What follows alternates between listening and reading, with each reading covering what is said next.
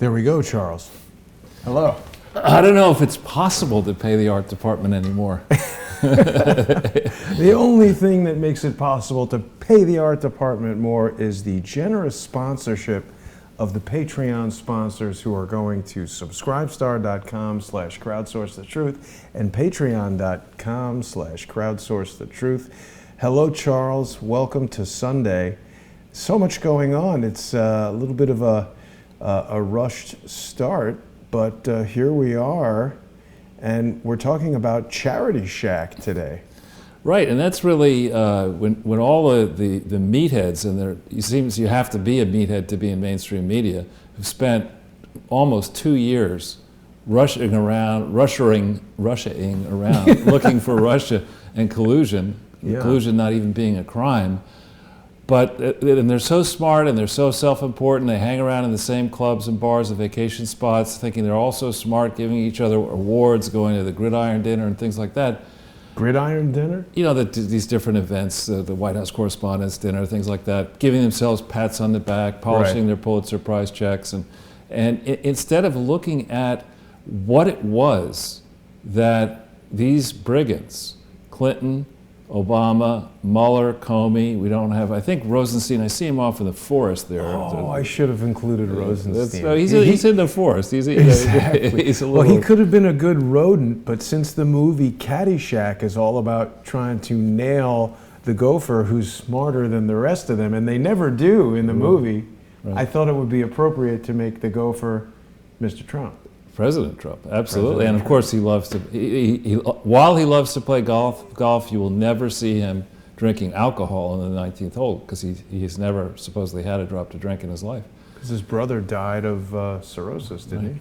Which could explain a lot about why may be in such good health in his early 70s. Right. But the point being here that when Donald Trump began his quest for seeking the presidential nomination in mid-June 2015. Yeah. Okay, that was after I had begun, and he didn't do it because of me, obviously, but I had begun trying to expose the Clinton Foundation March 16th, 2015, as the massive fraud that it was, is, and continues to be. Yeah. And each of the gentlemen pictured up on the upper right of this picture, each of them made decisions to let this Clinton Foundation fraud get bigger and bigger and bigger. And in so doing, each of them thought what they were doing was protecting Billy and Hilly and Chelsea and the gang.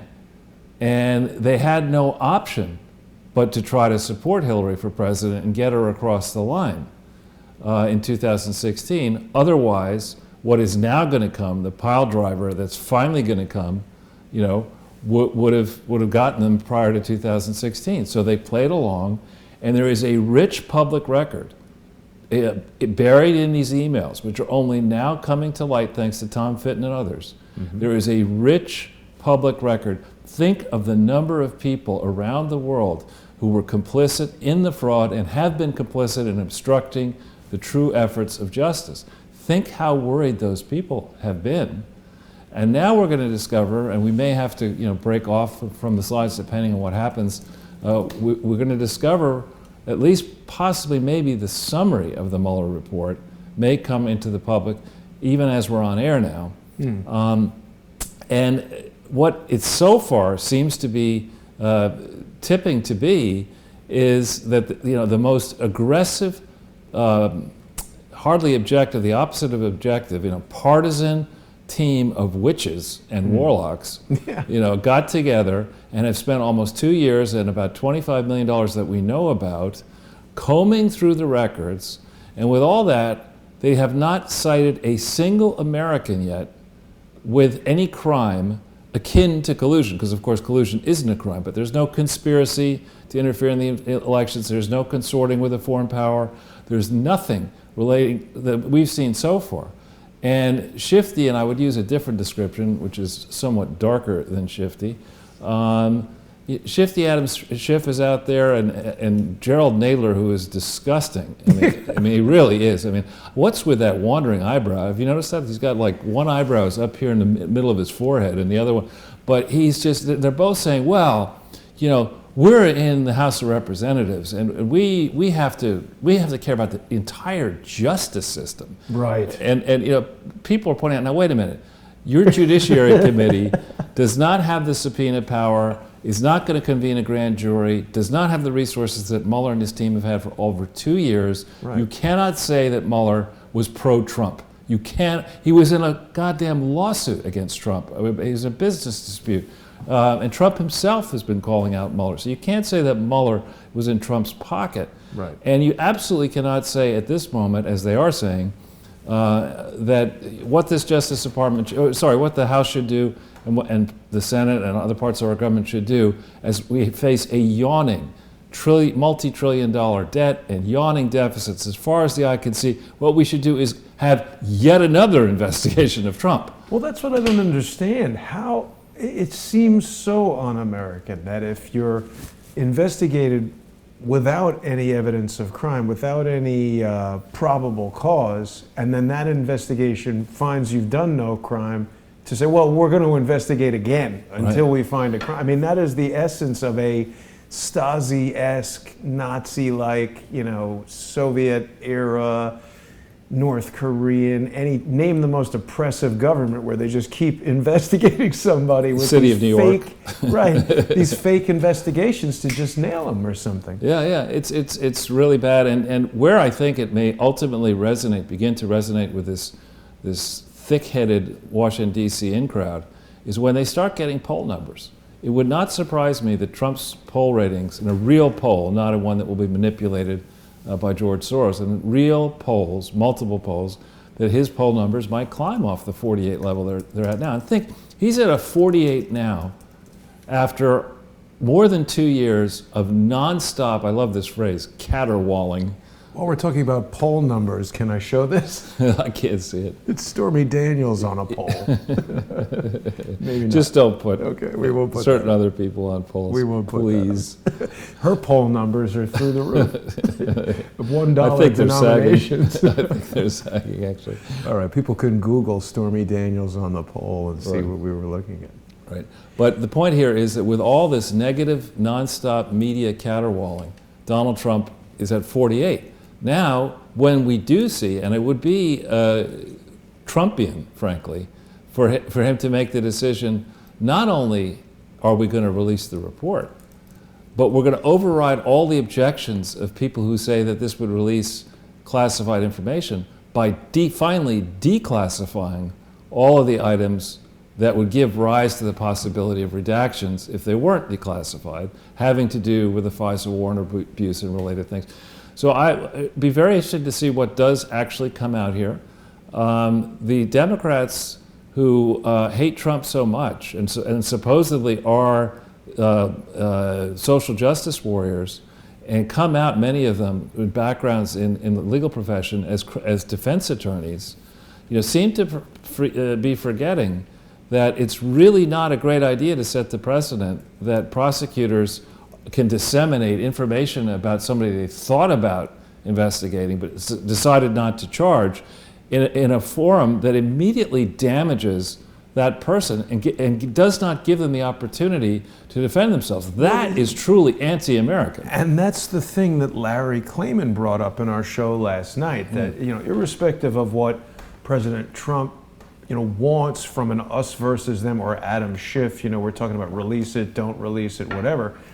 Larry brought up the point that there could, in fact, be things in the Mueller report about people who were found not to be guilty that, releasing it puts them in the public eye in a way that's damaging to their reputation or whatever. So there's more to this than just release it. Well, it's even worse than that, I think. It's a good point you make and Larry makes, but think the criminal justice system, and in particular the administrative system that's in theory regulating charities, is badly under-resourced. That's what we're learning. We're learning that there are not enough objective lawyers, there are not enough people who understand math in the IRS and understand these complex financial crimes. And the government relies on whistleblowers, people like you especially and me, to come forward with concerns. And if that community learns that the benefit you get of being a whistleblower is that suddenly the FBI is going to be sicked on you Yeah. and dry clean your life, then whistleblowers are not going to cooperate. People are not going to come forward. And it's really going to erode further the precarious position that the Department of Justice is now in, having spent the last 30 years waging an unregulated war, waging a war using unregulated globalism against the American middle class. But Charles, I was under the impression that crushing whistleblowers is what the FBI does before lunch. And I'll tell you something else. I've had it with this, the line people are great and whatever. The line people in the FBI have got to come forward now and stand up to this allegedly corrupt management. Because you know what? When I call the FBI to try to get something done, when people are doing things, interfering with criminal cases around the country, engaging in charity fraud, engaging in mail fraud, FBI doesn't do anything to help me. So what are they doing? They're covering up 9/11. They're covering up the Clinton Foundation. They're employing criminals like Robert Mueller. I'm sorry, if you're in the FBI and you're a line person, you better do something, or the FBI is losing all credibility. Well, and indeed, there are voices like yours and responsible people around the America with experience in having, let's say, retired people in law enforcement who are saying, why do we need the FBI? Exactly. Why isn't the opportunity here to beef up local police forces? Maybe you need a special financial crimes investigator, but why should that be? Why should we create this gigantic organization that thinks it can run roughshod and is clearly, to date, trying to cover up, at least in the leadership in Comey and Mueller, before Wray, the last two Senate-confirmed leaders of the FBI are clearly doing their level best, or did their level worst, to try to cover up this massive Clinton Foundation fraud, which I think now will roar into even more focus.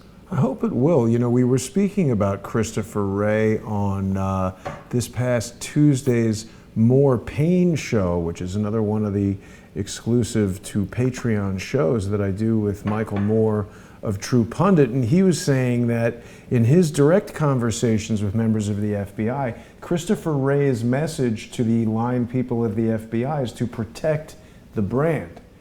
And that's not what the director of the FBI should be doing. And in fact, I suggested to Michael that if a brand is so damaged, sometimes people walk away from a brand and rebrand, take the parts of it that are working. I mean, you've been involved in tons of corporate restructuring things, right? If you've got a brand that's so poorly perceived, you don't stick with that brand. You dump it, keep whatever technology is worthwhile, create a new brand, and promote that. What if we did away with the FBI and created a new law enforcement agency that dealt with interstate matters and eliminated all these problems of the FBI? And headquartered it not in Washington, D.C.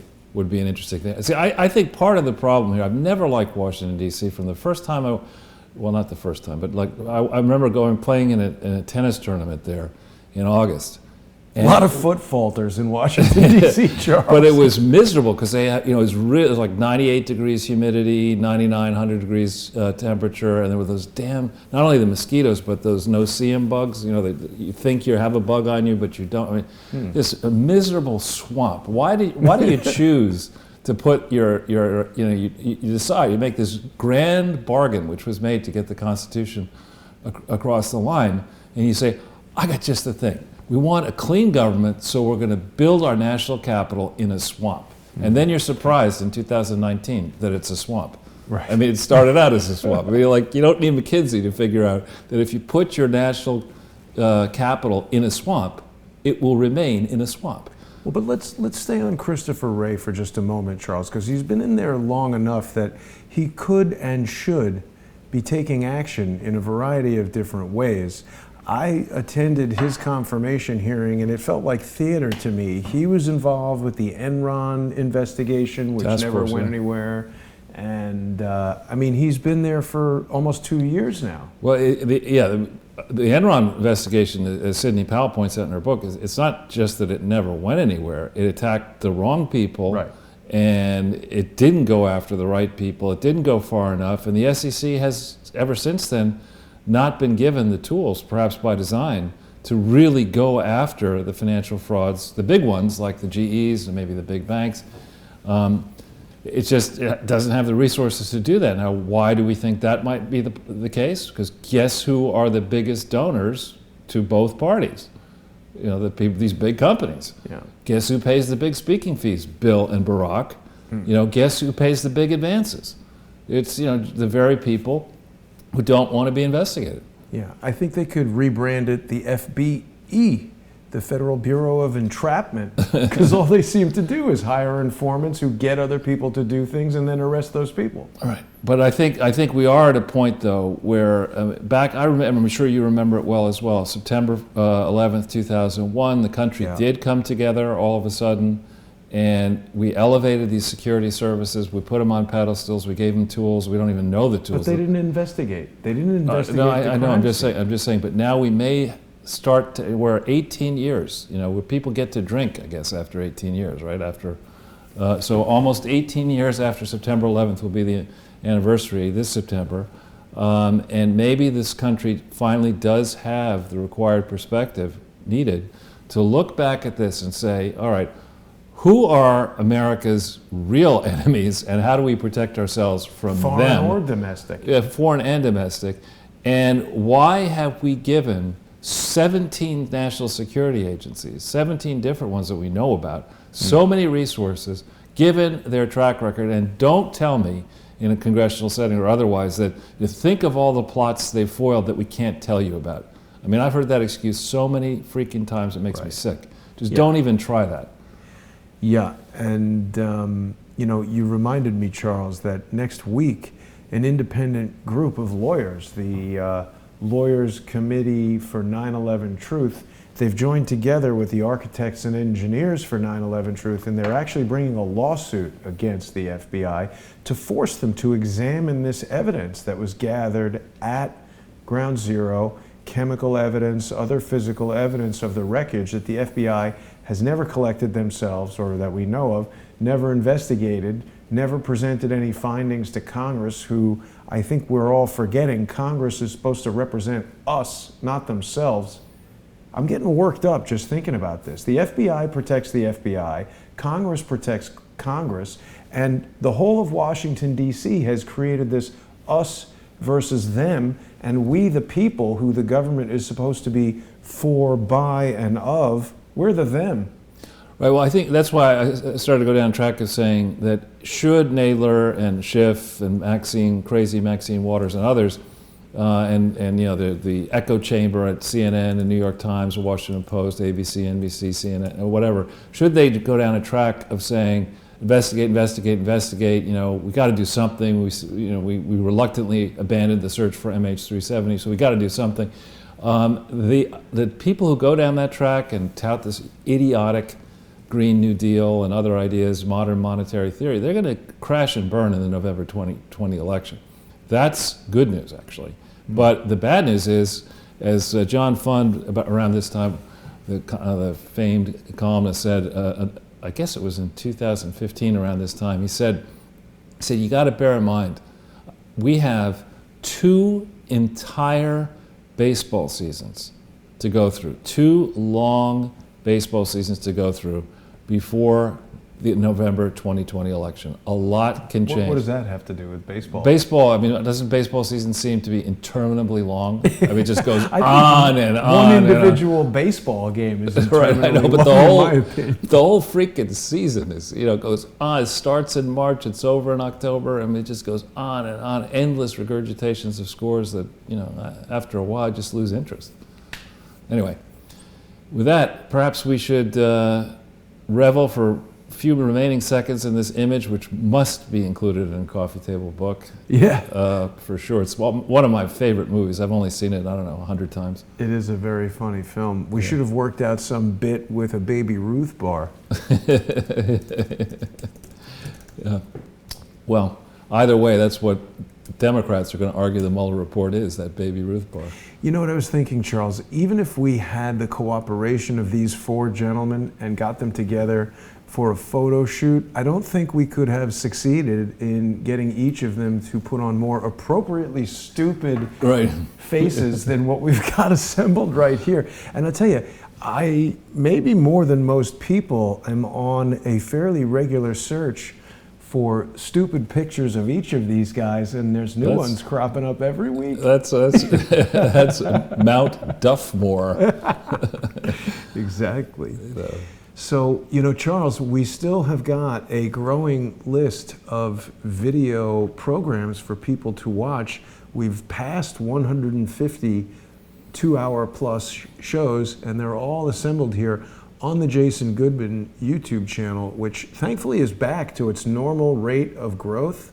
So again, I want to point out to people that those in the social media world who have totally falsely accused me of purchasing subscribers are absolute, well, I don't know if they're lying, but they're certainly incorrect. I would not do that. I've never done that. I think somebody else did that, purchased something in the range of 4,000 to 10,000 subscribers early so that they could publish a story saying that I did that back in July 2017, and then subtract subscribers to prevent the channel from having trending growth, which would undoubtedly do something to the YouTube search algorithms. Yeah, but this is just before we go off this topic. It's interesting when you go onto the YouTube, just generally, and for example, you look at Fox, things that Fox puts up on YouTube, they don't get that many views unless it's a very controversial thing.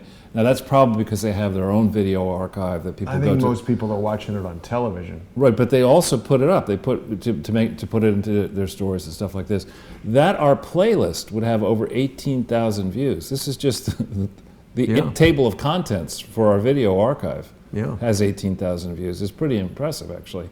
And I think, you know, your idea of doing it the way we've been doing it, you know, riff off a movie that people had known, change the title a little bit, have some good imagery. I thought that was your idea. And it's all right. Let's put it that way. and then have a consistent quality of presentations with not the old-fashioned way, but the newfangled way of having slides with links so the reader can take them down beforehand and or afterwards look through it. And then also to make it an interactive approach, I think is really going to work well. And unbeknownst to the lamestream and the Clinton-Obama axis of questionable activities, Clinton-Bush-Obama axis of questionable activities, while they've been off playing puppeteer with the mainstream media, we've been laying down beat after beat after beat, video after video after video into the public domain, so that investigators around the world could cotton on to what really has been going on here. And their decision to try to frustrate the will of the people over such a long time period has enabled us to put, this is, as you say, the 151st video. We've been able to go at the problem this way, and that way, and this way, and another way, and all these different perspectives. And there are a lot of people, I know because I get the emails, there are a lot of people around the world who are in very advanced efforts to look at this, understand, be prepared, and then once the indictments start dropping, you are going to see bonfire of the vanities. I guess that's what we haven't done yet. Oh, yeah. Bonfire of the vanities around the world in capital after capital, where either donors have scammed the treasuries in their home countries to claim that they were sending money to these Clinton and Obama charities. Meanwhile, they're getting backhanders around the world. Or in, even worse, in capitals of the poor countries that were supposed to get all the money, but we're saying, you know, I'll just send fearless leader gets a piece, and the foreign secretary gets a piece, and and we'll just tell the people we built a road, place nobody's going to look, you know, and then we of course will not build the road. So I think you're going to start to see here, depending on the attitude that President Trump takes here, which I hope is to punch back 5,000 times harder than this debauched criminal group has fought to protect the odious secrets that Bill Clinton and his ilk have been trying to cover up beginning October 23, 1997 to the present. You know, Charles, Esquivel is watching us on Periscope right now and says that Russiagate dwarfs Watergate. I agree with that. There's actually, I'm reminded by Esquivel, something strange happened on Periscope. I was monitoring a little more closely than I usually do the subscribership on Periscope, which of course is owned by Twitter.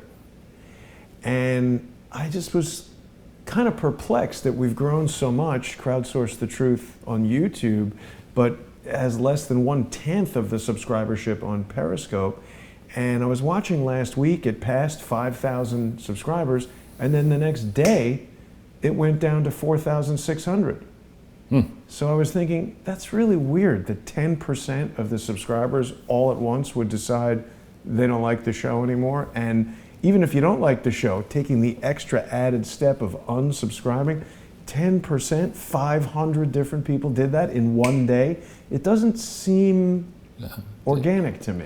Well, that's going to be an area, I think, once we're through this Mueller probe and once we get into really understanding the full extent of the charity fraud here. And I think the whole area of concentration of power in Silicon Valley, not simply at Twitter and Facebook and Google, which was important, and concentration of power in the big banks, investment firms, that is an area that people actually across the political spectrum are going to look at this and say, you know what, I hate to admit it, but I agree with Trump that this is an area that needs to be looked at, right? People on the hard left don't like concentration of power in business at all. Yeah. And people on the right, are prepared to do it, generally think, well, these people are rich, and so they have a benign self-interest, and right. they're not going to do anything stupid. But then when you see them really, when they're shutting you down on Twitter, like a friend of mine went over to see him. I won't describe him exactly, but his longtime bank. He's been with the bank for 50 years, and he just got credit cards, mortgage, a business, et cetera. And they just called him up and said, "We're done." What? Yeah.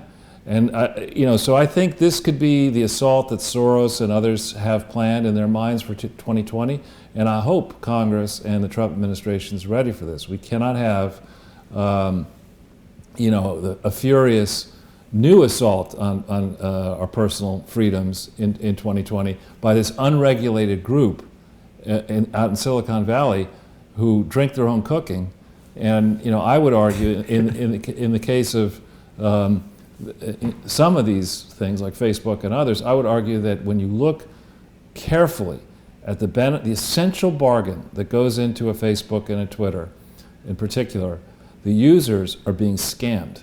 Right. They are not being told fairly the value of the information that they're providing into the network, and Zuckerberg and his wife and others and the venture capitalists behind Facebook are scamming, in that case, tens of billions of dollars, hundreds of billions of dollars off naive users who absolutely should not have to pay to exit Facebook. That's absurd. So do I understand you correctly that you're advising me to sue Devin Nunes' cow and mother? Because that seems to be the solution offered by Congress at the moment. Rather than introducing new legislation, Devin Nunes has inexplicably decided to bring a lawsuit that, if he wins, is an assault on the First Amendment for journalists retweeting headlines from a newspaper that they didn't even write. That's an actionable offense, according to Stephen Biss and Devin Nunes.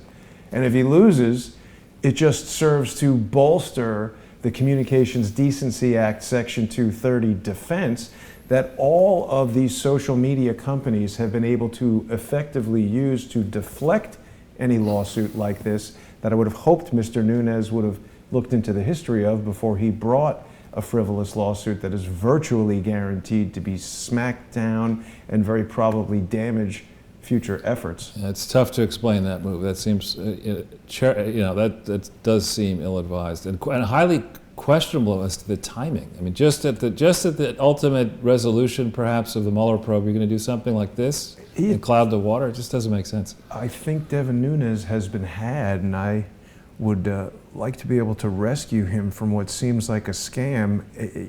We'll talk about that more as the week goes on. But Charles, I think perhaps we should dive right into the slides for today, unless there's anything else you'd like to let's get right into it. So discuss. Really what we have here is when you look at this mess from 30,000 or maybe 100,000 feet, these fake charities it's not simply the Clinton Foundation, the Obama Foundation. There are numerous fake charities that assert and I would argue this, it's not a charity yet, but this Green New Deal is the same school of charity fraud. You assert that there's this pressing challenge and problem, but you provide no evidence that anybody can check. And then you say the problem is so serious that it needs to be solved yesterday, or the world's going to question it, or there's something wrong with you. Because I don't have time to answer your questions. I'm trying to solve the problem. Give me all your money. And then you get, the useful idiots. And unfortunately, there are too many useful idiots who are excellent actors, or maybe they become famous as politicians, who suddenly decide because they can impersonate somebody in front of a camera or on radio, that makes them an authority on starving children in Africa, or icebergs melting, or save the periwinkle or something. They decide that suddenly periwinkle is a crayon. It's a color of a crayon, yeah, but I think it's also a shell. Oh. I mean, just save the coral reef. You come up with something, and it always involves children, right? You got to save the children, the impoverished children, the cancer-stricken children, the thin children, the children who can't read, the children this, on and on and on. There should be a law against setting up another charity to save the freaking children, because parents can help children. And yes, there are, sadly, even especially today in 2019, children that need our assistance. But think of the number of cases of these fraudulent children's charities where hundreds of millions, more than that, has been raised. And the reality is these charities can be used as fronts for child trafficking, for organ harvesting, for really disgusting things. And so this is the real element that, we get serious. You get that Herodin scold, Elizabeth Warren. She's hardly happy about anything. She gets up on a soapbox and she wants to crush the banks and crush the investment and crush the rich and crush this. Crush beer cans. Yeah, crush beer cans with their head against her headdress. And how come we don't have the same effort to go in and put a regime in to actually crush people who would, in the name of charity, steal money, divert money from the asserted cause, and harm people in a charity? Those people in the circles of hell, whichever the lowest circle of hell is, I'm not sure it's quite there, but it's probably the next door neighbor to the lowest circle of hell. And we need to make examples of these people. We can't just, continue to let. Hillary Clinton got on a private plane after saying, well, she wasn't going to take a private plane to Norway, we're told, and gave a speech to a bunch of Norwegian people who paid her $300,000. I pay her $300,000 not to speak. I mean, who is going to pay her $300,000? Who cares what Hillary Clinton has to say in March of 2019 about anything other than her grandchildren? I mean, it's just... Well, she's like the public speaking equivalent of a mariachi. Perhaps people are giving her money to go away. Yeah, well, that's perhaps. But so we really do need, for many reasons, if you want to drain this swamp in Washington, D.C. and capitals around the world, one way to do that is to make sure that politicians especially don't use these grand globalist causes as fronts to pay off their supporters, pay off their donors, and pay themselves and lead the 13 BlackBerry private plane international excursion lifestyle that they become accustomed to as the leader of their country. We've got to regulate this area. And the prime offenders, the biggest one is the Bill, Hillary, and Chelsea Clinton Foundation and all its affiliates, but the Barack Obama Foundation is doing its best to, quote, emulate them. And don't think that the various donors, and I'm thinking of Bill Gates, because we're going to tell you that there's yet another place where we found Bill Gates involved in a scam. Wow. With the Clintons. And it's not just the HIV/AIDS thing, and it's not just the Clinton Global Initiative. The numerous donors who thought they were going to get off cheap, they were going to buy influence over a president, a past and former president, by giving them $100 million or $10 million or $25 million or whatever. You look at that, if you're worth $60 billion, and somebody says, for $10 million, you could call down to the White House and say, Bill, do this. Yeah, come over here and, take my ne'er-do-well daughter on a date or something. I mean, you just... But those type of people who thought that, they figured out the Clintons were marketable, they figured out the Clintons were easily bought. Purchasable. They just threw them a bone. Certainly $10 million to Bill Gates is literally like less than $1. You can't even equate when the guy's got so much money. There's almost no way he could buy yachts all day and not run through $60 billion in a lifetime. That's true. That's true.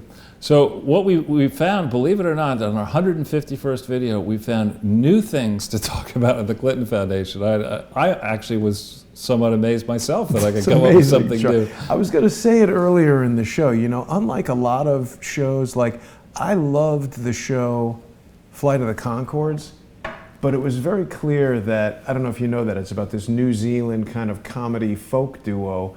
And it was very clear that someone at HBO like discovered them, and they had this body of work that had been built up over who knows how long of incredibly funny, really clever comedy songs that they based the first season on. But then when they went to the second season, it was like, all right, do that again, and it was terrible. So a lot of shows kind of release their big thing, and then the rest of it is filler. Not the case. Every week you've come up with more information where if there's someone in the FBI who can't be bothered with actually investigating anything, all they have to do is choose one of the 150 videos to watch, and it's chock full of evidence that would put any of these people behind bars for years. Well, that has indeed put two former congresspeople in bars for 5 years in one case, and we don't know the second one, Steve Stockman, how long he's going to get in prison, for $1 million offenses. We're talking here multi-billion-dollar offenses. But you didn't even look into those two. Huh? You didn't even bring That's evidence true. against those two. So they're investigating the wrong stuff. Right, right. So it's an allocation editing problem over at the FBI. But anyway, why don't we go to the next page? You did mention your viewership is climbing, and Just the Facts Ma'am is watching us on YouTube and claims the Gates Foundation asked for their money back from another scam. Oh, they have many times. In Brazil, they actually sued. I think it was the Brazilian, I forget which scam, it was the petroleum company or something. There was a bond offering, and I think they joined in a $1 billion lawsuit against a Brazilian state government. Petrobras? Petrobras, I think that's right. But they inadvertently invested in Petrobras, which was trying to put clothing on some of the Brazilian women on the beach, and they're like, this is a disaster. Yeah, it's never going to work in Brazil. But anyway, so this is an approach here, especially for the new viewers, where we encourage the feedback that we get in your comments and emails and tweets, and you can contact me on my site, you can contact me on Twitter, and follow Jason on Twitter. And this is an interactive process where we really do hope that you find pleasure, and I get every day now and on Twitter many comments of appreciation thanking me for us for doing this. I believe, as I said before, that multiple governments are well into this, and as a guest, having watched now seen this affidavit from the FBI agent on the charity scam, you see when the FBI is actually serious about something, what they do. They get a cooperating witness, they get the... And then they kick that agent out. No. In this case, they got cooperating witnesses, and then they got people on tape, the donors, and then they put up an ironclad complaint that has a high likelihood of resulting in a conviction. All right. And I hope and trust that that's exactly what's going on here, because we've been pushing and pushing and pushing. Another thing I would mention is that we rely principally on publicly available information, but because I think this show has become a resource that we may have more done on the Clinton Foundation than anybody. So just the fact that we've been into this so much, we have a certain familiarity with our own work and with leads that we haven't yet gone through. So, to say that it's entirely public is not really true, or at least the analytical piece of it is, our private exercise. But we do like to base everything we do on facts. It's novel, isn't it? Yeah, novel, exactly. To the fact-free wing of Washington, D.C., which would appear to be most of it. Somewhere Rachel Maddow is crying when you said that. Yeah, Rachel Maddow. Oh my God, another rogue scholar. But anyway, did you see that some Twitter person put up on some Twitter, formerly on Twitter, now been kicked off Twitter, put up a video of Rachel Maddow crying and got blocked. No, kicked off Twitter. Well, that's what I mean. Why though? I mean, that's worse than shadow ban. She's, person's gone. Why do they do that? That's outrageous. I mean, what was even their reason? Rachel Maddow did that on TV. Why can't you put a clip of Rachel Maddow? Yeah, and the issue with Rachel Maddow and that whole wing of the complicit gang of the Rachel Crazy. Maddow, the crazies. Have you noticed that they all talk like this always? Well, they're for Beto. Yeah, but they're all like that. They have this way of talking, and they instead of just the way we're talking, you and I are talking, they have this supercilious attitude. You know that this is the way it works, right, Jason? God, less coffee, Rachel, less coffee. You're shot out of a cannon today, Charles. Anyway, so we've been through the playlist. There's so much news that we got 2 pages to go through here before we get into the morsels. And certainly, if any, wait a minute, being read on Fox News, Mueller summary released. Should we go to that, Charles? Let's see. Why don't we? Let's see if we can actually get confirmation of it, and we can break into it. Sure. Let's see if we can find that there. So, Mueller goes to church next to White House. Sunday summary release 4 p.m. So that's 16 someone minutes. says it's being read on Fox News. Let's see if we can find that. Oh, this went right to Devin Nunes, bombshell, $200 million cow lawsuit. The lead on Fox News is second student who survived Florida school shooting dies in apparent suicide. Police. Let's try to rip through, because it is saying 4 p.m., so let's just try to rip through this a little bit. Sure.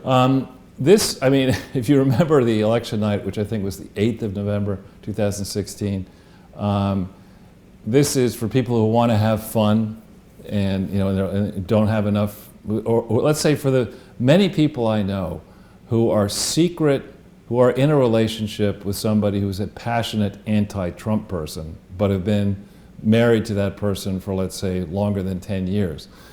If you have a man cave or a person cave where you can go and delight yourself, you just watch this. It's, I think, 6 minutes long. It's tingles going berserk on Friday afternoon, when it would appear that there are not going to be any more indictments. The actual video, I think, is 6 minutes long, and it goes on and on and on. And what we've also done for you, if you go back into the slide, is we've given you a link to the YouTube when Tingles, that's Chris Matthews, says here that with great confidence, this was, I forget when, but it was, does it say? Published it. I think it happened before. Yeah, this is someone reposting it. Yeah, last year, that the HMS Trump would hit the Robert Mueller Titanic. Iceberg and sink? Yeah, I think not. I think Robert Mueller's maybe ordering a double on the Scruffy. rocks. Yeah, this guy's a real great source of info. I don't know that guy. Doesn't look like Chris Matthews, but anyway. There you go. All right, so then, now this is something that has not gotten enough focus, and we like to try to give the audience the second thing. We like to give the audience important stories that are not getting the type of play that they need to get.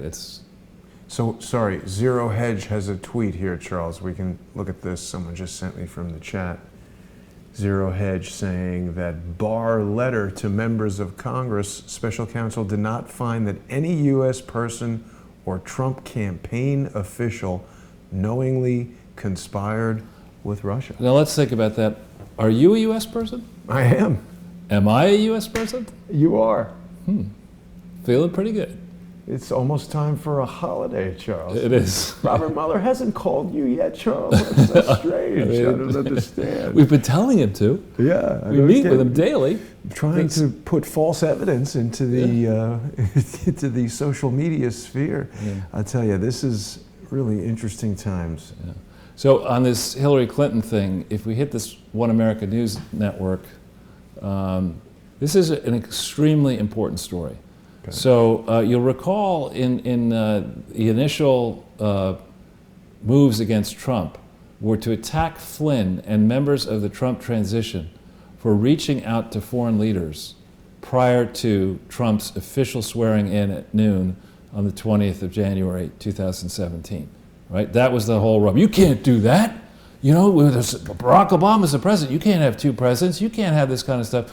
Well, Tom Fitton and Judicial Watch have been relentlessly going after to try to get the various emails, all of the emails, recovered from all the different possible places.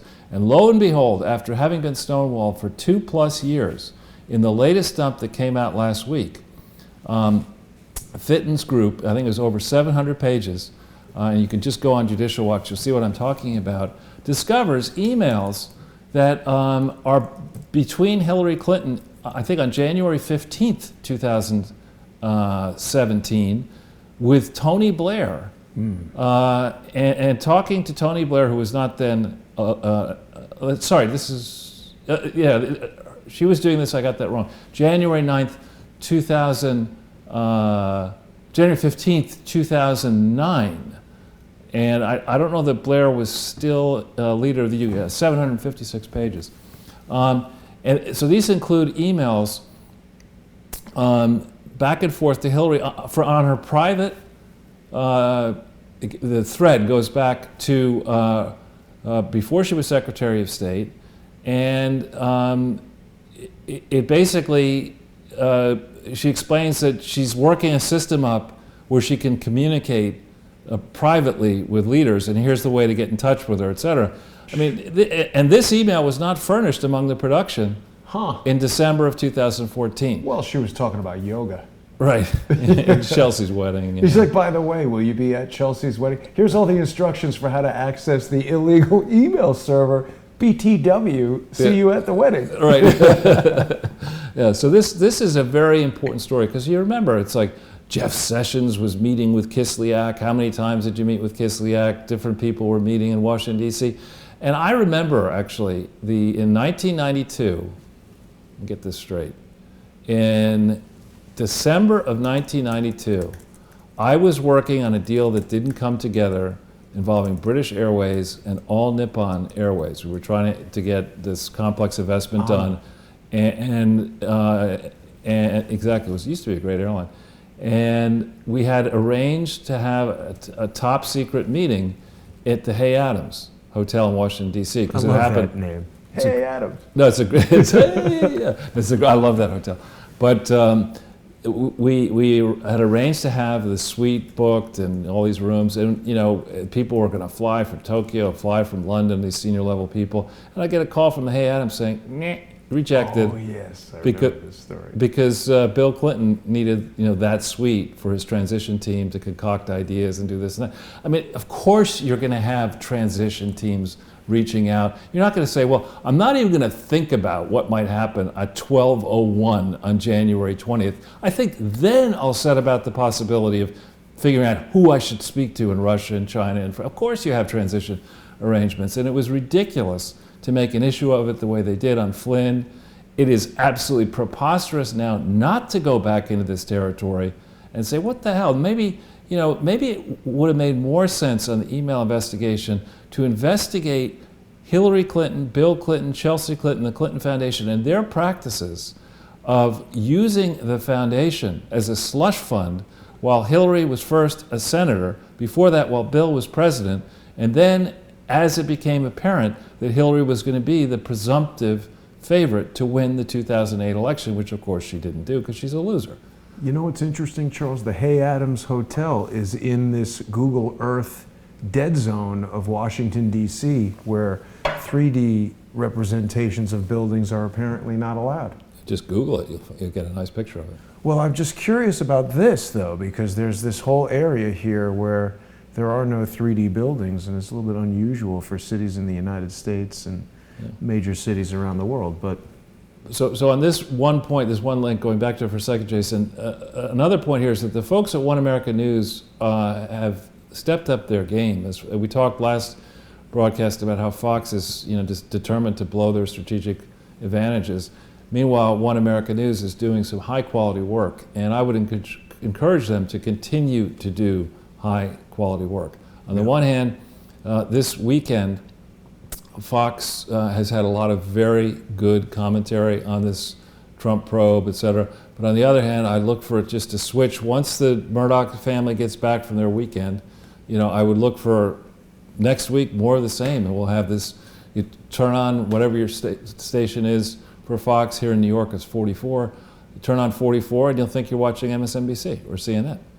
I mean, to me, Charles, I understand that there are loopholes in our legal system that sometimes allow people to escape justice, but for Fox News to have hired Donna Brazile rather than demanding that she be charged for, disrupting the election, colluding with Hillary Clinton, providing the answers. It's absurd. I mean, again, if you're going to have, and you think about, I was thinking about this, you think about the turmoil at Fox, right?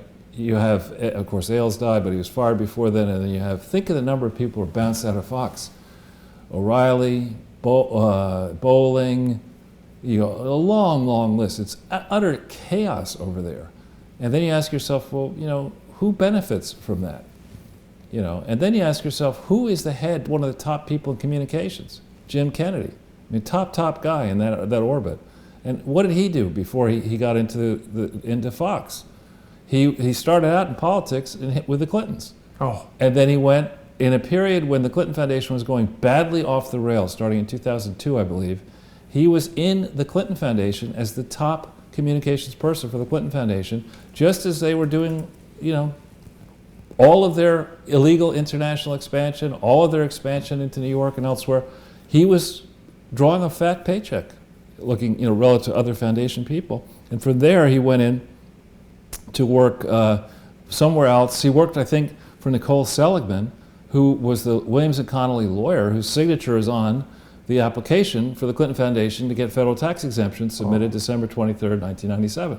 She was the same person who actually was instrumental in defending Bill Clinton against impeachment charges. And, there's something that, that plane, I could tell you, we could find this MH370, we should call it CF371, Clinton Foundation 370. Maybe then they'd look at it, So we put these slides together over the course of the last 48 hours, or the 48 hours before every show. So this Zero Hedge story is a little dated, it came out yesterday.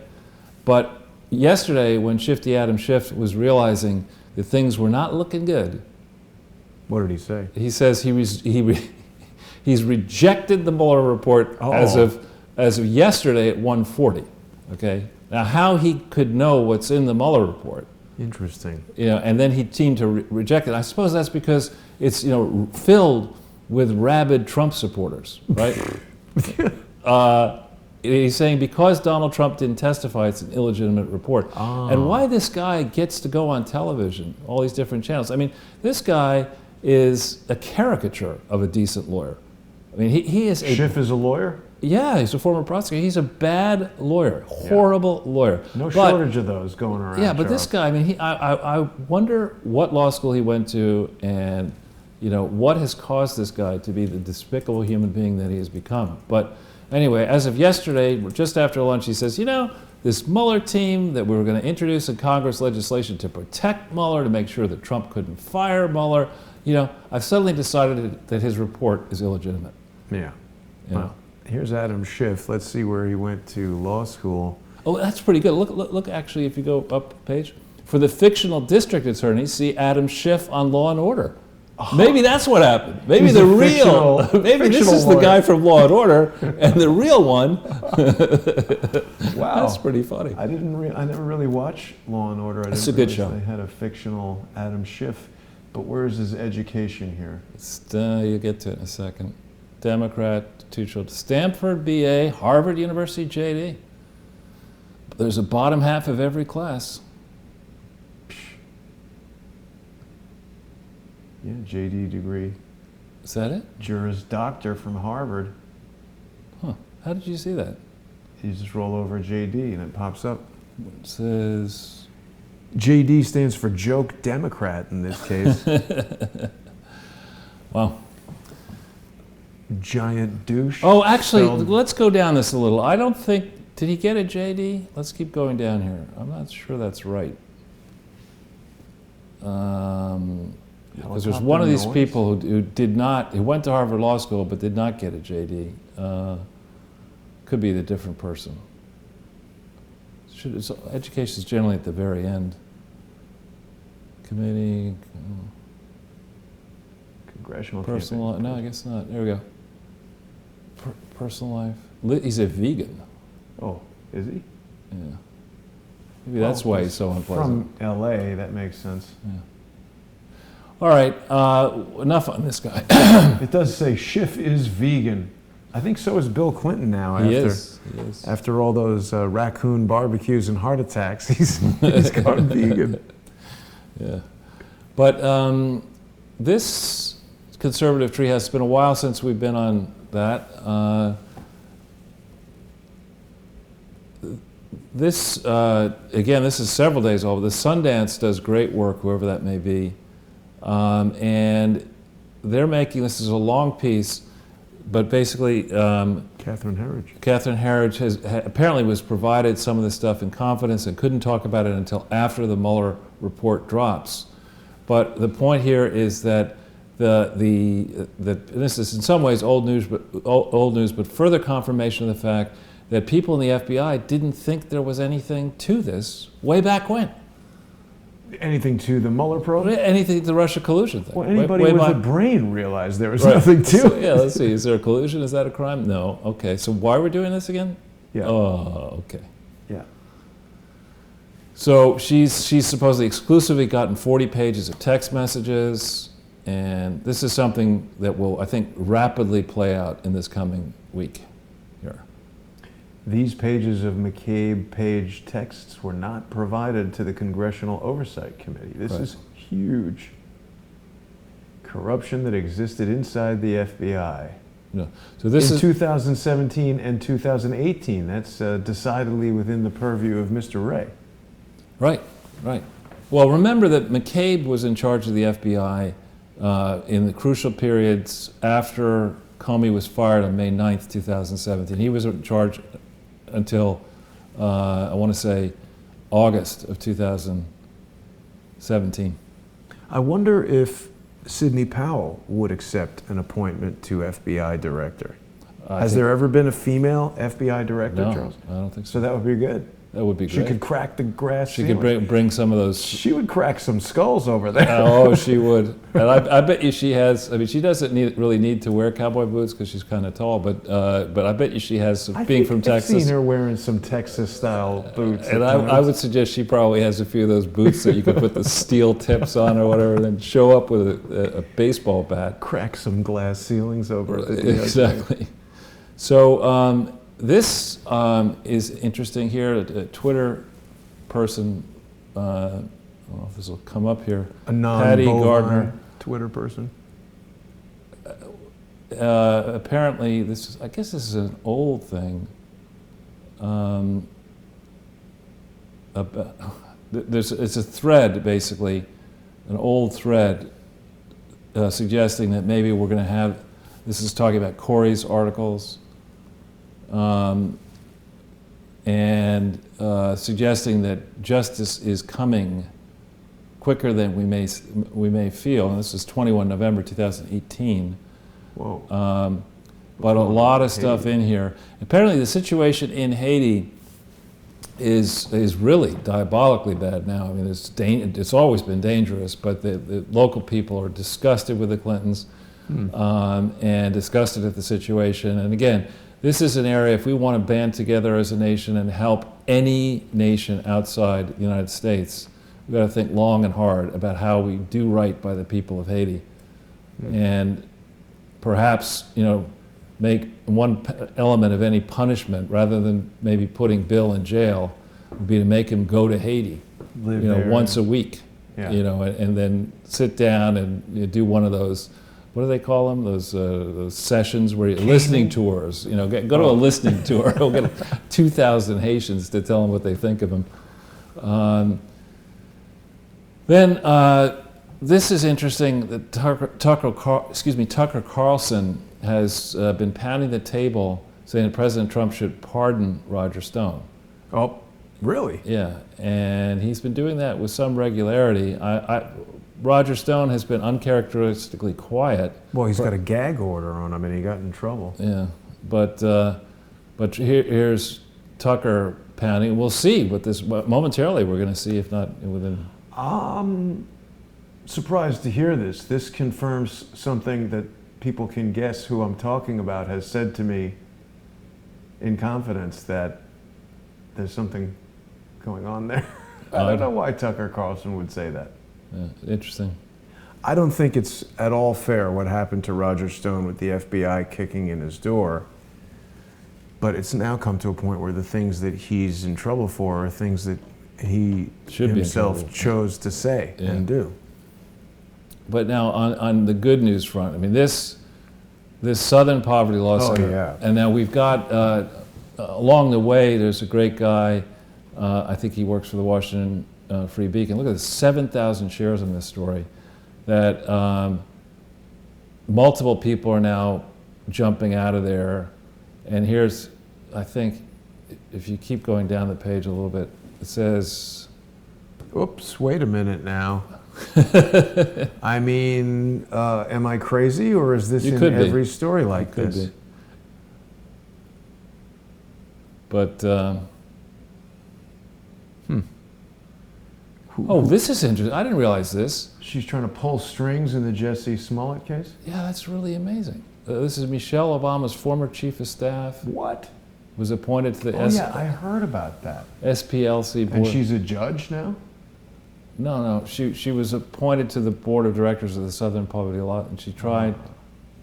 I don't think she's a judge. She just has friends. Oh, she wanted to transfer the case from the Chicago PD to the FBI. Yeah, I see. That's the ticket. Federal Bureau of Inducement. But then this is. It says.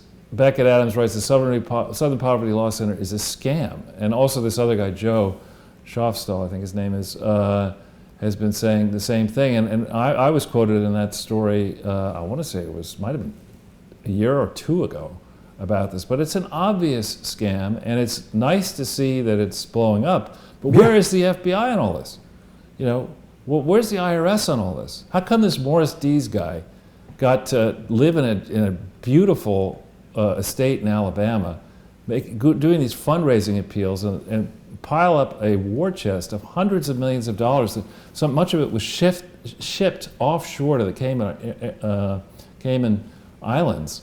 And this was supposedly money that was, why do you need international funds to fight poverty in the American South? I'm just like, that doesn't make any sense. You're a charity to begin with. You shouldn't care about, your income's tax-free if you're a charity. Right? So you don't need to put it in the Cayman Islands. There's another reason to do that, and that is, in the old days, if you wanted to make money disappear, you send it to places like the Cayman Islands, and then you can have it go right back into your pocket another way. Huh. I wonder if they're not doing the same thing. This article also mentions Gavin McInnes, who's been thrown off of YouTube, as I understand. I think he's back under a different banner now, but he had a huge following that they collapsed. And I mean, again, this is one of their tactics. It takes months and years to build up a powerful YouTube channel, and when they kick the legs out from it, that can screw people up. Yeah, and the case of the SPLC, I think they were one of the groups that was working with Facebook and maybe other players to evaluate groups. What was fake news, according to them. Yeah, now they've got articles with 33s in them as they're being accused of sexual harassment and resigning. Right, they're a fake charity. Yeah, it was 2017. This is Capital Research writing about Joe's story, in which I was quoted. But this is a very lengthy piece here. But what is this Capital Research? It's a good. This is a August 24th, 2013. I think it's if I'm maybe wrong, I believe it's a left-leaning group. But the Joe's story was in the Washington Free Beacon, and this great lady, Amy Sterling Casile, who is a charity expert, is quoted in that, and I'm quoted in the story as well. Nice. So, but it's nice to see. It takes a while, folks, but it's nice to see. You know, the wheels of justice grind slowly. They do actually grind, and I think they should obliterate these people at the southern. And the fair treatment here is not, you know, it's a traffic ticket. No, Mr. Dees, you've been doing this for 33 years. You're extremely rich. You have had a cushy lifestyle. No, you're not too old to go to jail. You know, Paul Manafort's going to jail. You're not too old to go to jail. You're going to make restitution. All you people are going to make. And think of the donors to the Southern Poverty Law Center. How many of these donors, these rich donors, dopes, didn't see this? Dopes. Right. So this, this I was actually putting the slides together on Saturday, and I walked down in the village, and I saw, if we hit this link, I saw this, and I thought I was hallucinating. It was like 7:15 in the morning, there was one helicopter, there were sirens everywhere, and this happened. Now, wow, I didn't hear anything about It was this. early in the morning. Huh. And if you go through, I think it has a picture of it. It was right up 6th Avenue. I see this, I'm like, what? What is this? Because TWA went out of business a long time ago. Yeah. And why was a helicopter hovering over it? It went right up 6th Avenue. But where are they putting it? It's becoming the A bar at the TWA hotel at JFK Airport. TWA Hotel. Yeah. Isn't TWA way out of business? Oh, yeah, yeah. Somebody must have just gotten the name. This is some tiny little, like, what is this, a 727? Not even. This An is old plane, the kind of plane we used to fly on. But, and TWA, I might add, was an important Dillon Reed client when I was at Dillon Reed. Did you meet Juan, what was his name? That's a different one trip. No, that's yeah, Pan he's Am. Pan Am. No, I was on. I was on a phone call with Carl Icahn actually in a deal, and Carl Icahn was trying to, our perspective, steal the company. Right. And an important, I was a junior guy, an important guy, I won't reveal his name, was given the mission of trying to get Carl Icahn to bid against himself and raise the price. And it was hysterical to be, in the room on the conference call with Carl Icahn and very respectful Dillon Reed partner saying, well, Mr. Icahn, we've looked at the numbers and the comparables, and I won't say the guy's name, but Icahn cuts him off, and then he goes, dude, he used his name. Resign with dignity. I'm not going to bid against myself. Resign with dignity. You're an idiot. Charles, we've got viewers on Periscope telling us right now that George Clooney gave the Southern Poverty Law Center $1 million last year. It wouldn't surprise me in the slightest. There's a great video by Paul Joseph Watson about George Clooney. Is there? It really is hilarious. I think it's the first time I found anything from Paul Joseph Watson that's worth watching. So then we have, this, I like Breitbart, and they get treated poorly, but you gotta love this. 46,000 shares, and at Mar-a-Lago, as the news comes that, the report's out, protesters gathered and are chanting outside Mar-a-Lago, lock her up! Oh, it's so And I had nothing funny. to do with that, by the way. I did not organize 3,000 comments. I can't wait for him to win in 2020. Oh boy. Oh boy. Oh man. Yeah, we should go over to Mar-a-Lago for one of these things and shout lock her up. Yeah, I enjoy that. We should. I hope they will lock her up already. Not just her.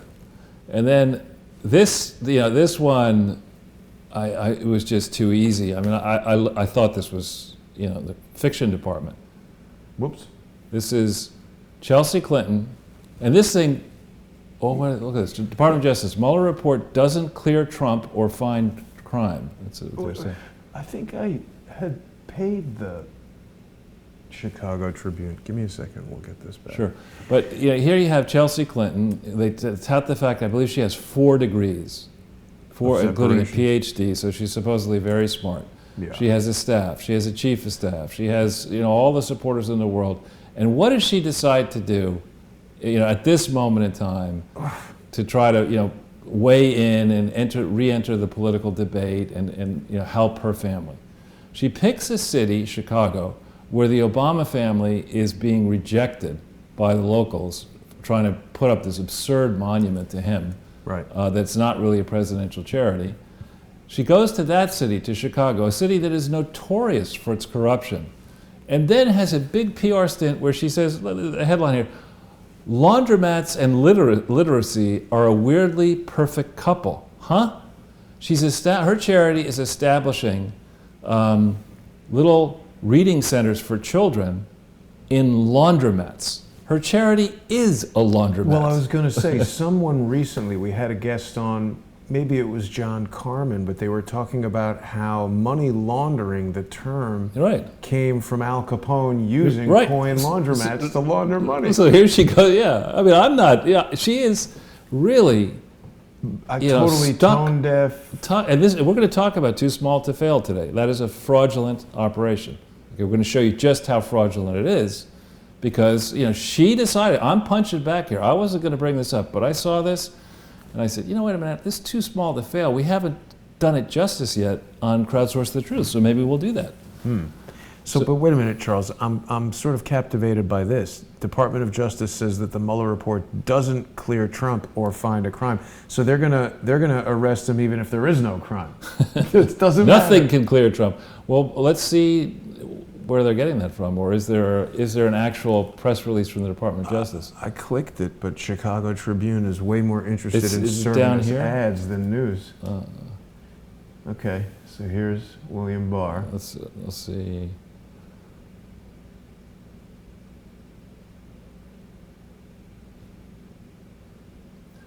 Mueller also investigated whether Trump obstructed justice but did not come to a definitive answer. 4-page summary. But wait a minute. Obstructing justice would require, if the premise is that he obstructed the investigation, it would have to be an investigation based on something involving justice that was being obstructed.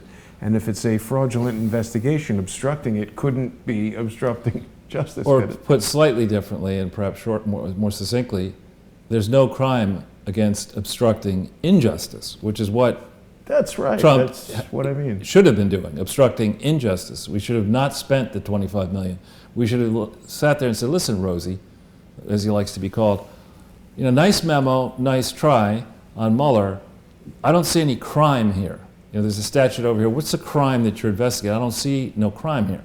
So you want to appoint this Mueller dude, show me the crime that he's going to look at, okay? This is how all these guys love to do it. They start some sort of legal something going, and then your reaction, they're like, oh, that's the crime. So this has got to be blown out of the water. Now, let me ask you this, Charles. Do you think that Donald Trump now has revealed the genius of his doings by not doing anything until this report comes out? Because anything he would have done would have been seen as obstructing the investigation, and now that it's closed, now he'll drop the hammer? Let's hope. We've got a whole other page on those sort of issues. Okay, we'll get right to it. And then we're going to jump into the. Here, I wrote this morning actually. This counterpunching has got to come immediately. Yeah. Right. We can't. We've had enough of this. We've wasted enough time. This is a very important period, March 2019 through November 2020, and here's somebody, this is in The Hill, which I believe is left-leaning actually, but this person saying that you can release the entire report. Now, I'm not a lawyer, but I don't agree with that at all. I think that you certainly cannot release information that currently is classified, and if there is information in the report that says, we were thinking about charging Jerry Corsi, but we didn't, Right. that can't that can't go to the public. Well, exactly. And see, the other interesting thing that's hidden in here, and I don't know why the hell makes it impossible to read this with this video jumping around, but it says this guy, Neil Katyal, helped draft the special counsel rules. So another thing that came up in my conversation with Larry last night was that after the Clinton impeachment, the special counsel statute, the actual laws that governed it, was allowed to expire. And now it's just a bunch of guidelines at the Department of Justice, which, as we're seeing now, give them a whole lot more leeway to sort of finagle around and do whatever they want.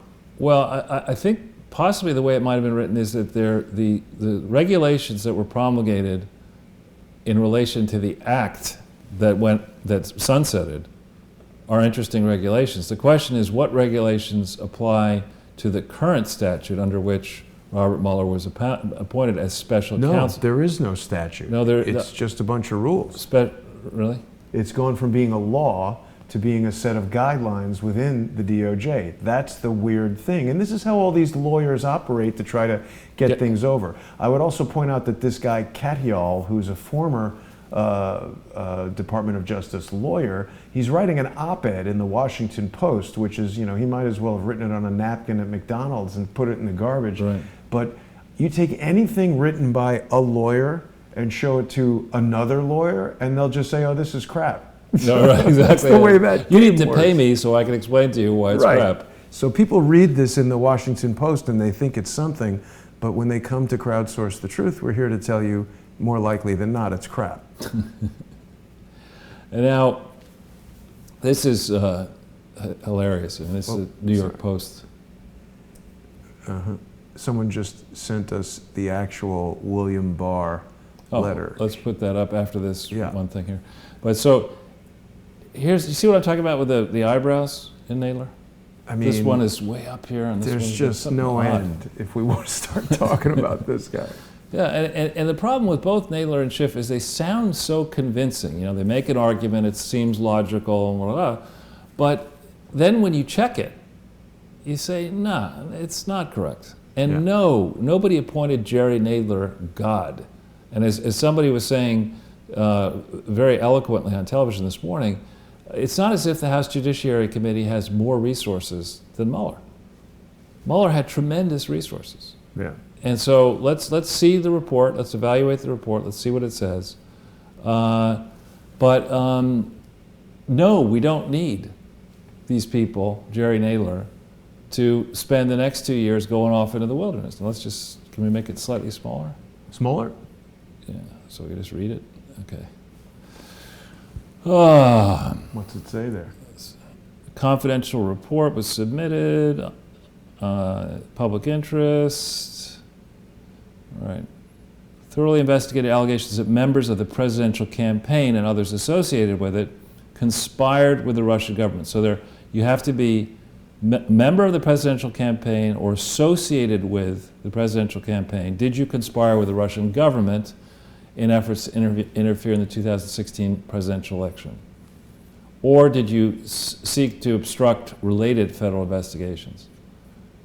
19 lawyers, 40 FBI agents, 2,800 subpoenas, 500 search warrants. This is outrageous. It's a lot of stuff. 13 requests to foreign governments and interviewed 500 witnesses. Obtained indictments. First report describes Russian efforts to influence.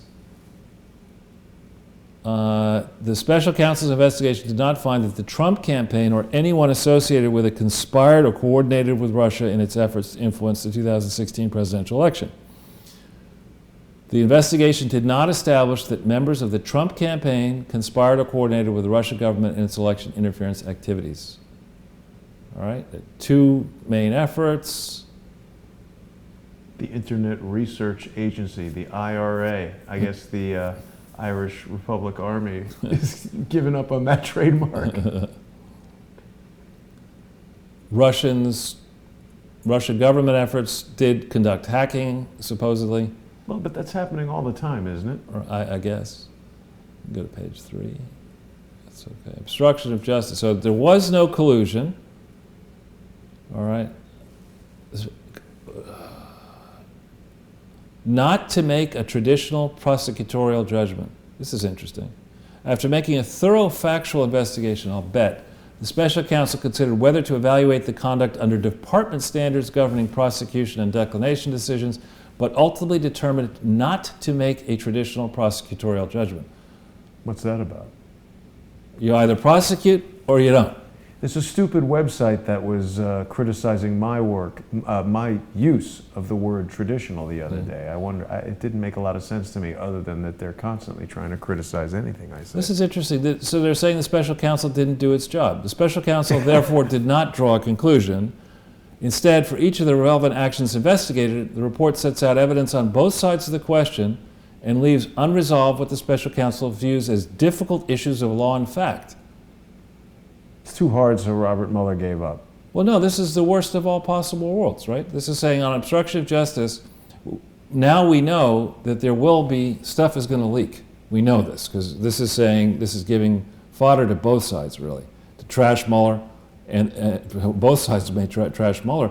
But now what we're going to have to go through is multiple people, who knows, maybe even you and me, are going to be accused of obstructing justice. Well, that's already happened depending on what stupid YouTube channels you watch. Yeah. And what deranged individuals you listen to. Accusing someone of something is one thing. Having evidence of it is another. All right. let's see, Deputy Attorney General Rod Rosenstein and I, boy, that's reassuring, have concluded that the evidence developed during this is not sufficient to establish that the president committed an obstruction of justice offense. So that sounds like they have evidence and there's not a sufficient amount to charge the guy with obstruction. And they're saying our determination was made without regard to the constitutional considerations that surround the indictment and criminal process. So they're not saying they reached this conclusion because He's the president. He's the president. They're just saying we couldn't find. The evidence does not establish that the president was involved in an underlying crime related to Russian election interference.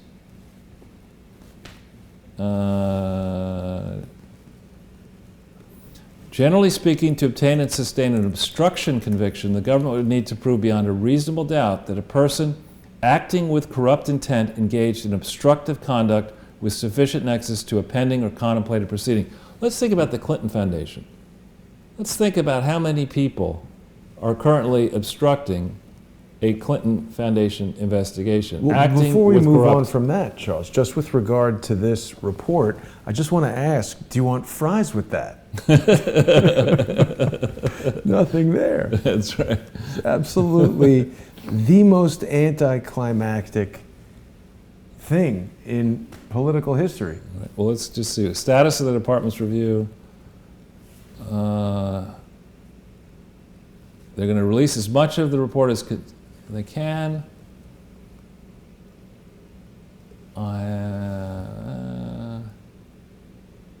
All right, that's all we get for now. And this is William Barr's sort of wrap-up of the thing. Right. Sent to Nadler. Doug Collins is the Republican. Now, he released something. He's the one who released the transcript of the Strzok interview. Right, yeah. That was He's just the other day. And Chi-Fi got it. Chi-Fi, yeah, which means the Chinese have it. Lindsey Graham. Yeah, it's time to counterpunch. It's time to counterpunch. How come he didn't send it to Adam Schiff? I think these are just the 4 people who get it. Schiff is not the chairman of the Judiciary Committee. Isn't he on the intelligence something or other? Anyway. The lack of intelligence. The lack of intelligence committee, yeah. Okay. Well, there we go. Pretty interesting breaking news there, Charles. Yeah. All right, so this is really interesting here. We talked about Nadler already. This is a Thomas Lifson piece, and already some one, I forget which, I don't even want to dignify the host by giving the person's name. They're already saying that the Mueller report's a cover-up. They should have forced Hillary Clinton to ask people if they would accept the results of the Mueller report. Yeah, I'm telling you, we should go around town. Did you hear about the Mueller report? People like the who? Yeah, it's the Mueller report on macaroni and cheese, Mueller macaroni and cheese. Joy Reid. But, I mean, I got to say, I know we talked about it before, but Ancient Aliens is vastly more interesting than MSNBC. Yeah. I mean, before long it's going to have, more viewership than MSNBC. But this is after ranting and raving and predicting that Mueller would Trump's going to hit the Titanic, and now you say instance after you learn that there are not going to be any new indictments. You say the Mueller thing's a cover-up.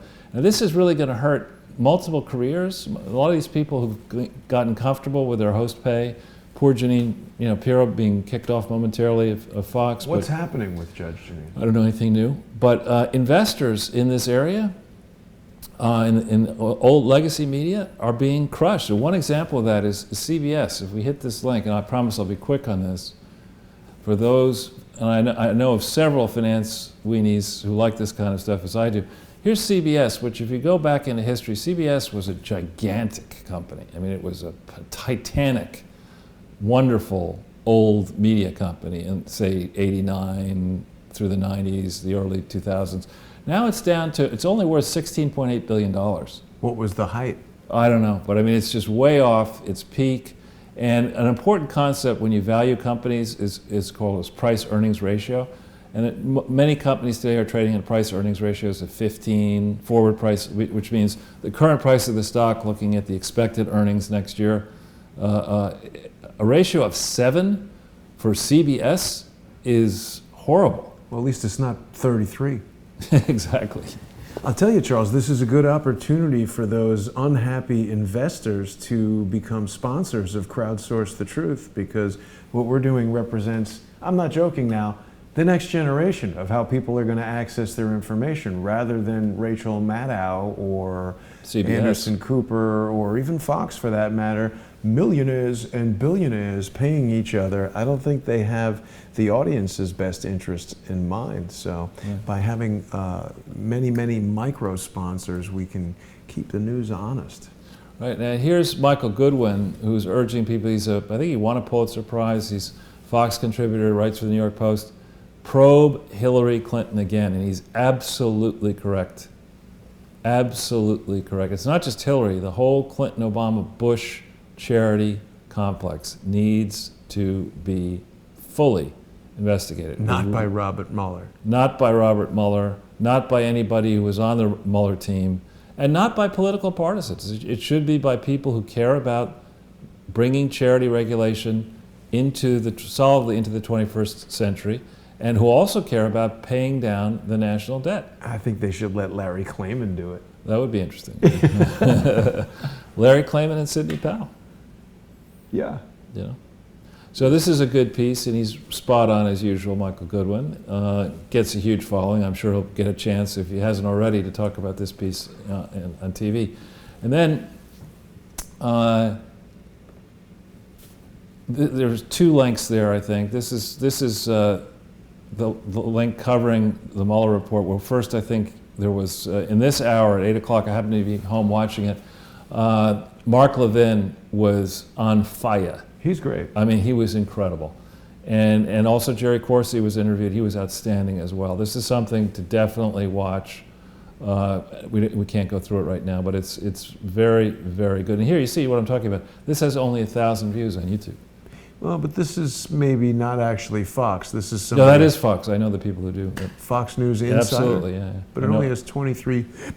I'm saying. I think they get a lot more audience on their own portal. Oh, and this is just an extra thing that they do. Or whatever. Yeah. And I think their audience is definitely a more traditional audience that's watching it on TV. Right. And so that both of those things are there. And we really, I call them here deepers. You know, they scornfully call people who challenged Barack Obama, the legitimacy of Barack Obama's background, birthers. Let's call the people who love the deep state deepers.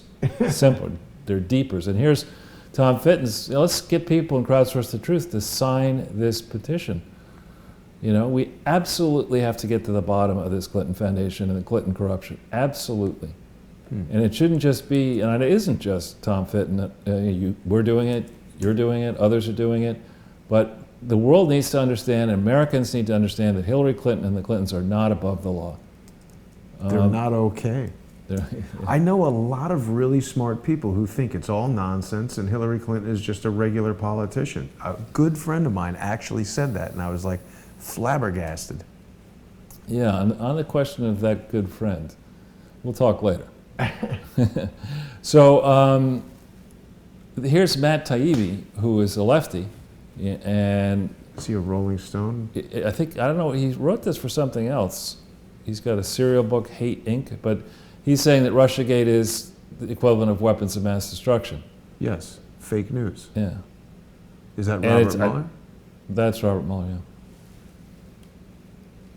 Fake news, Charles. But here's Matt Taibbi. You know, I mean, he's hardly, you know, a right-wing member of the vast right-wing conspiracy. I think he's a gifted writer who focuses on fraud and corruption. And, you know, I really do believe that most Americans are anti-fraud. Yeah. Well, except for the ones doing it. Yeah. They love it. Right. So here's the story. This Brexit situation is really blowing up, and we will soon see. We could have a hard, you know, i.e., unplanned Brexit could take place here in the next week. You mean sort of like a yellow vest kind of thing? Well, yeah, well, exactly. The issue being that they've had years to plan for this, right? It's not like you can say, Brexit, oh, we were supposed to do that this coming week? I forgot, I was going to be on a skiing holiday. I forgot about that. They're like voting about it again. You know, it's like, and this nation Britain ruled the world for centuries. You know, they can't even look ahead 2 years and say, well, we voted to get out of the EU, which means we're going to leave the EU, which means we probably should leave the EU, because we did have a vote. Like, well, we don't like that. Let's vote again. And Let's ask Robert Mueller what he thinks. Yeah. And that's, you know, my friend in Millbrook who has walks around with a T-shirt, the beatings will stop when morale improves. I mean, Right. it's like, get it done. Here's one just to give showcase this. Corey's Digs has done, in addition to her very, very lengthy expose of what's going down in the Caribbean. There's a scheme involving Bill Gates, the Clinton Foundation, that seems extremely sinister down across the Caribbean, where many of the nations in the Caribbean are prime targets for are places where there's drug smuggling, money laundering, human trafficking, and it's very difficult to police these areas. So this is a lengthy analysis, the fourth part in a very lengthy analysis, where, like our work, she tries to provide links to the evidence and gives you a chance to follow the various places that you may wish to follow it. So this is in a nutshell, alleging that the Clinton Foundation is up to its usual tricks. And then here, you remember the Me Too movement? It seems like ancient history at this point. Remember all these Hollywood celebrities? You know, remember the Kavanaugh hearings? Yeah. You know, when those celebrities said you right to be believed, then Kavanaugh needs to be sent to one of these Caribbean islands and Well, put they in a box. decided he was a rapist before there was any evidence. Look what Barbara Streisand. Oh, this look was what she terrible. said. Look at this thing. And explain to me why Barbara Streisand, why there isn't a boycotting of all of her tickets. You know, Charles, may I share a firsthand story, since I really have no plans to return to my Hollywood career and I don't care what Barbara Streisand thinks of me? Good. She's weird as hell. I was invited to her home to do a camera test. She was going to be directing a film about, I don't remember, but it was a period piece, something in the 18-somethings. And so they wanted to do a test to see if visual effects could be used to, create the look of the period so that they could save money on building sets and everything. So I did a little shoot one afternoon at Barbara Streisand's incredibly impressive house. And when you first walk in, first of all, they made me take off my shoes, which is fine. Some people do that. Just your shoes. Just the shoes. But when you're in Japan and they do that, they have little house slippers laid out so that you're not, walking around in your socks. But then, in addition to taking off the shoes, I had to put on little plastic booties around my socks because I'm so filthy I can't even be in Barbara Streisand's house. But the first room that you see when you enter Barbara Streisand's house is a room filled with antique children's dolls, weird porcelain baby dolls. I think there was a Seinfeld episode where, Is that right? Yeah, somebody had that, and it was remarkably strange. And Mrs. Streisand, or Ms. Streisand, was very nice to me, but she had pictures all over her piano of her with Bill Clinton, her with Hillary Clinton, and I mean, she is a lefty all the way. These comments about Michael Jackson, now I'll tell you. Go to the headline, just so people can see it. I mean, this to me is, imagine if a defender... She said they liked it. No, imagine if a defender of Kavanaugh said that, the people who were there, were thrilled to be at these parties, and that Kavanaugh's sexual needs were sexual needs. I mean, Right. Imagine if you try... This is an ally of Bill Clinton. Exactly. And then think about that, right? This is somebody who, on her charity form, this breaks some news here, she illegally claims a donation to the Clinton Climate Initiative that she hadn't yet made, right? And the Clinton Climate Initiative, in the year that she made this donation, I think it was 2006, didn't legally exist. And the donation was, I think, $500,000 a year, or $1 million in total, was a significant percentage of the total grants that were given out. So she can't say that she didn't notice it. Mm-hmm. And what was going on in 2006? Hillary Clinton needed money to be reelected as a senator to position herself as a presidential frontrunner. Yeah. You know, This to me, I mean, terrible statements. I just want to say, you know, Michael Jackson, like anybody, should be presumed innocent until proven guilty. And these guys who have come out now with this HBO documentary, you know, whatever it is, 10 years after his death, there's a lot of other evidence out there, documentaries, their own testimony, whatever, that shows pretty definitively that those two accusers are liars. They've changed their story and everything. So I don't really like everybody piling on a guy who's dead and accusing him or basically convicting him in the court of public opinion. But irrespective of whether Michael Jackson did anything wrong or not, this statement stands on its own as pure craziness. Yeah, and to put it slightly differently, you know, if you're out there trying to build the case for Hillary Clinton and the Clinton family, you don't want to say, well, all right, the reason I should be the next president of the United States is because I'll have the expertise of my husband in the White House. And he's, you know, a feminist icon. So says Barbara Streisand. It's like, I mean, isn't she also saying rape is okay as long as the person has a nice time before it happens? It's ridiculous. It is. So let's go quickly. I know this is a long show today. We're chatty, but it's okay. Well, we're not going to do 15 slides, just telling people in advance. We've put up in the very back of the presentation, I think it's 5 pages, was an article I did on March 16th, 2015, the essential case against the Clinton Foundation. And little that I said, nothing has been challenged in that case. And since then, everything has gotten worse. So if we go to the next page, let's start. You know, typically the way the IRS will work on something is they'll say, you have a filing with us and we challenge it, right? And in this case, every filing the Clinton Foundation has made, or and in certain cases failed to make, is wrong, right? But we're just going to pick on 2013 because they filed in 2013. They filed 1990 on the 14th of November 2014 for 2013, and then an amended one on the 16th of November 2015. You can see each of them. You don't need to pull up the links at the top of the page.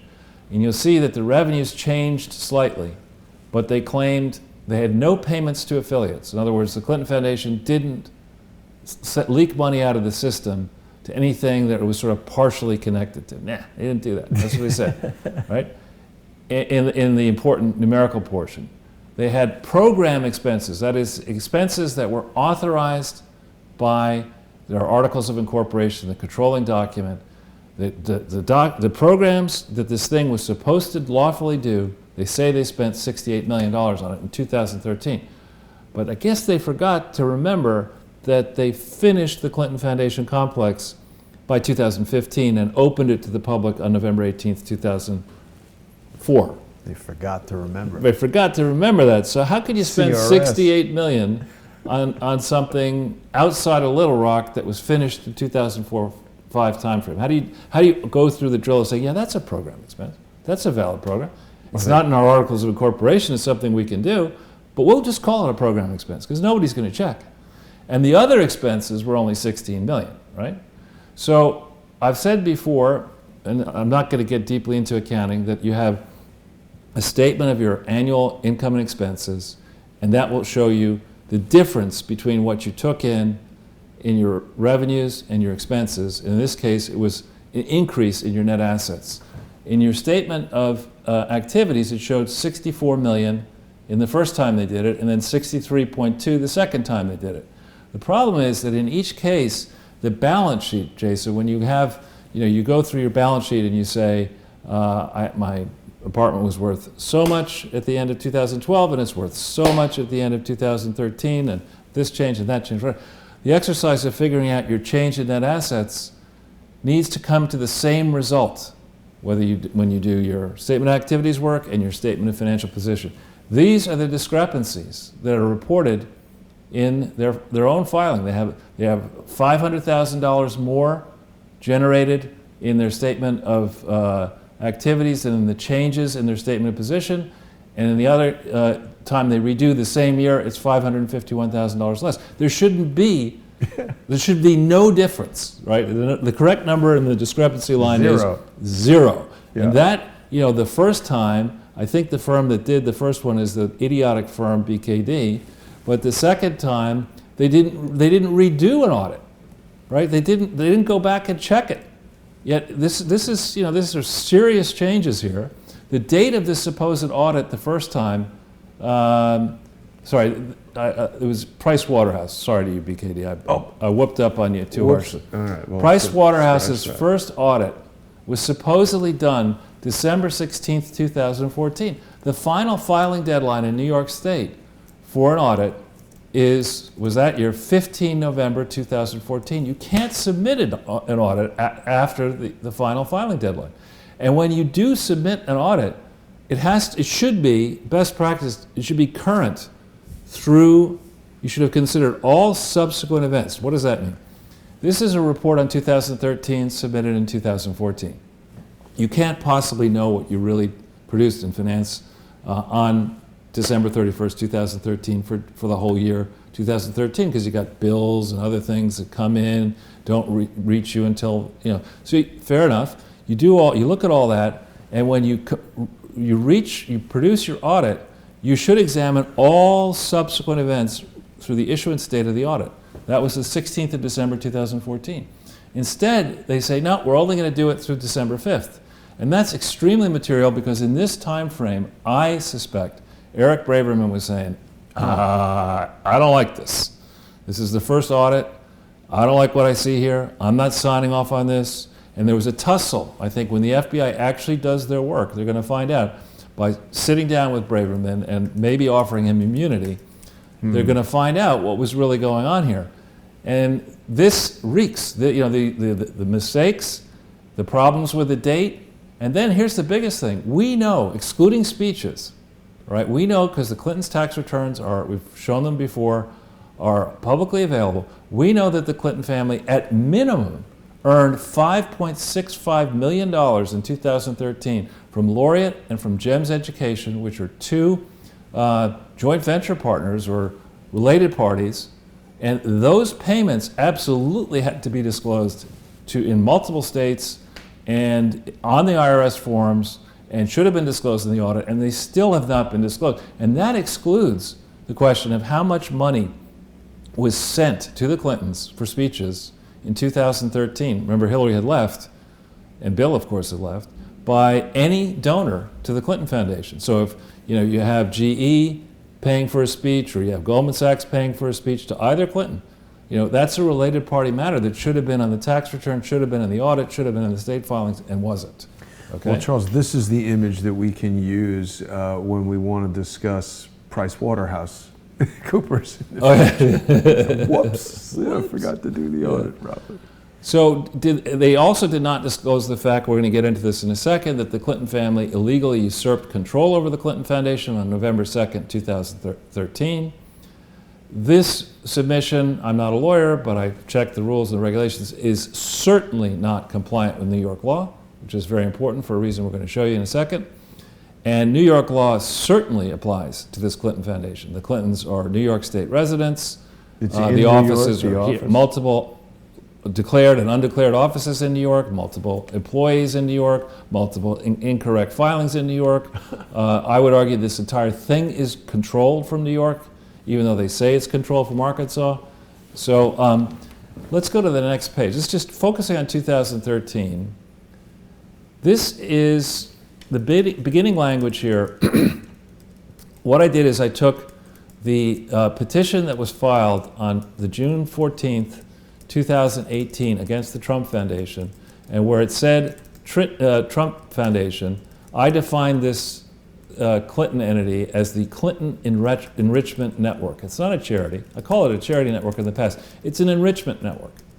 And if you just take the exact allegations that the New York State Attorney General has leveled against the Trump Foundation for more than a decade, persistent violation of state and federal law, a pattern of illegal conduct by the foundation and its board members, extensive political activity. Hillary runs for president, or whatever. Can't do that with a charity, right? Right. Repeated and willful self-dealing transactions. Failure to follow basic fiduciary formalities.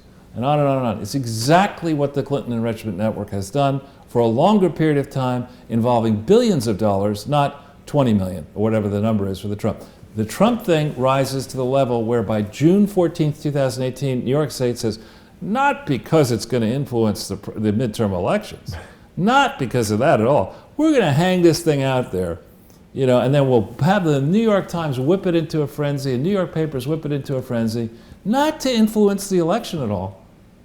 We're just going to hang this out, but we're certainly not going to go after the Clintons or the Clinton Foundation because, you know, it's so much bigger. It'd be such a big problem for us to have to admit that we missed the Clinton Foundation fraud since October 23rd, 1997. So I provide the link again to the regulations in New York that every single Clinton charity is above $250,000 in revenue. Note that New York law regulations on page 6 in that link say, regardless of whether such IRS forms are submitted or required to be submitted to the IRS, a copy of the complete form with schedules has to be provided in New York. And the Clinton Foundation has never done that, not with all the required schedules. They've never done it properly in New York. They've never provided a copy of an independent accountant's audit report with notes. Note, it doesn't say prepared however the hell you want to prepare it. It says prepared in accordance with generally accepted accounting principles. They've never done that. Okay? But let's go after the Trumps. Why not? Big media market. You know, it'll get a lot of donations to these political campaigns before the midterms. Let's go after Trump, but let's not go after the Clinton Foundation in New York State. And that's, again, you know, the FBI is behaving in one way. Here you see the New York State people emulating. The same damn thing is going on in California, a Democrat state, in Illinois, a Democrat state, in Massachusetts, has a Republican governor, but it's fundamentally a Democrat state. We cannot have this, you know, unjust administration of the law to persecute Trump and conservatives, and, you know, because what that does is it creates a market for graft. It just makes the problem worse than it otherwise should be. So if we go to the next page, just too bad the election isn't tomorrow, Charles. Yeah. So this dumbass, and I'm sorry to be rough on you, Andrew, but you've earned it. This dumbass, Andrew Messel-Kessel, signs a letter concerning the 2013 filings where he says, Secretary Clinton, this is under penalties of perjury, by the way, he says in the 990, I think it's section O, Secretary Clinton, down here is where he says that, but in the cover letter he says, Secretary Clinton launched 2 initiatives in 2013, okay? Too small to fail, and no ceilings to full participation project. This is the scam that we're talking about. We sit here, let's launch the Lifting People Up to Heaven initiative, right? You've got the website, right? Sounds like murder for hire. You got the website, right?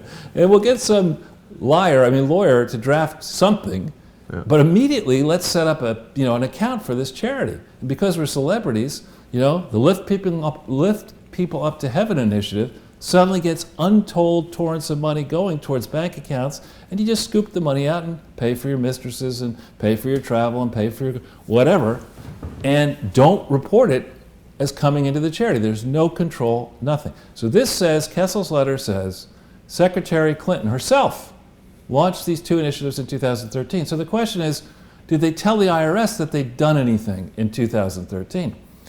They say here, look, in the body of the 990, both the amended and the initiative, they say too small to fail is a joint initiative, and I don't think they mean marijuana joint, of the Clinton Foundation and Next Generation, which is Tommy Steyer's charity, which had to be renamed, and we can get into that in another presentation.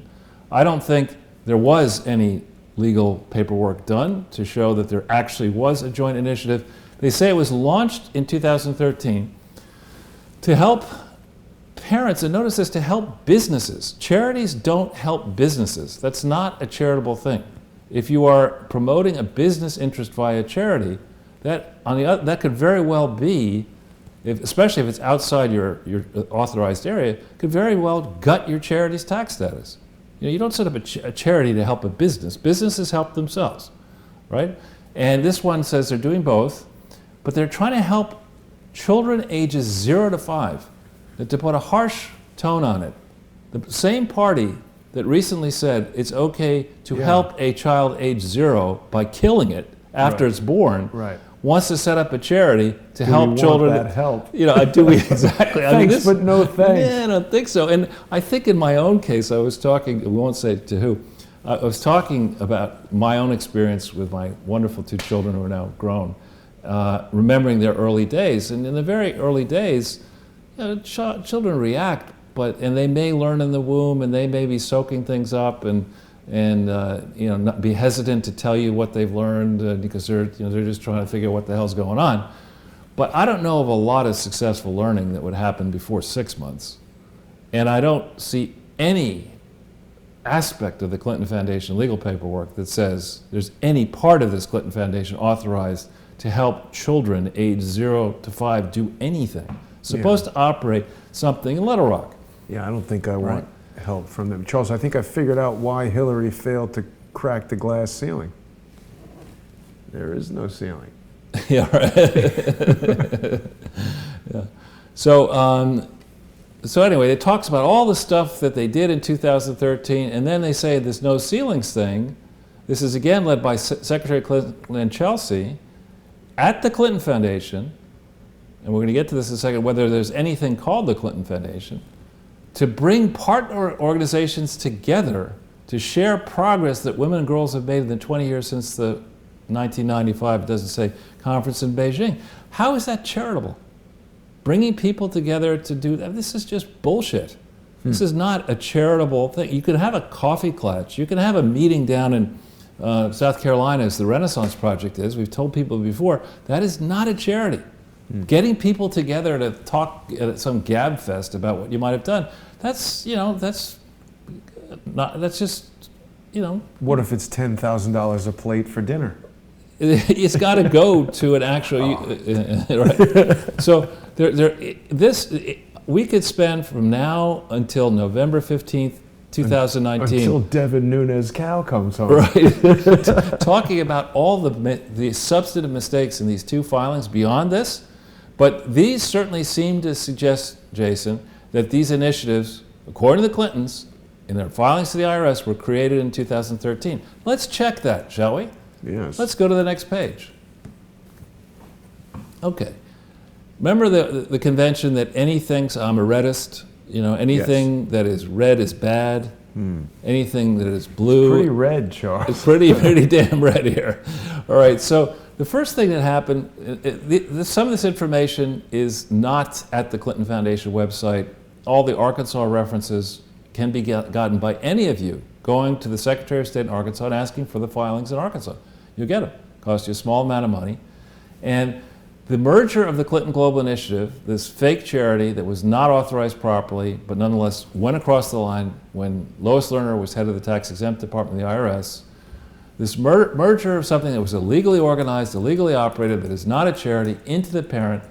Notice of that merger being completed was filed at 2:23 p.m. in Arkansas, March 7th, after Hillary had left.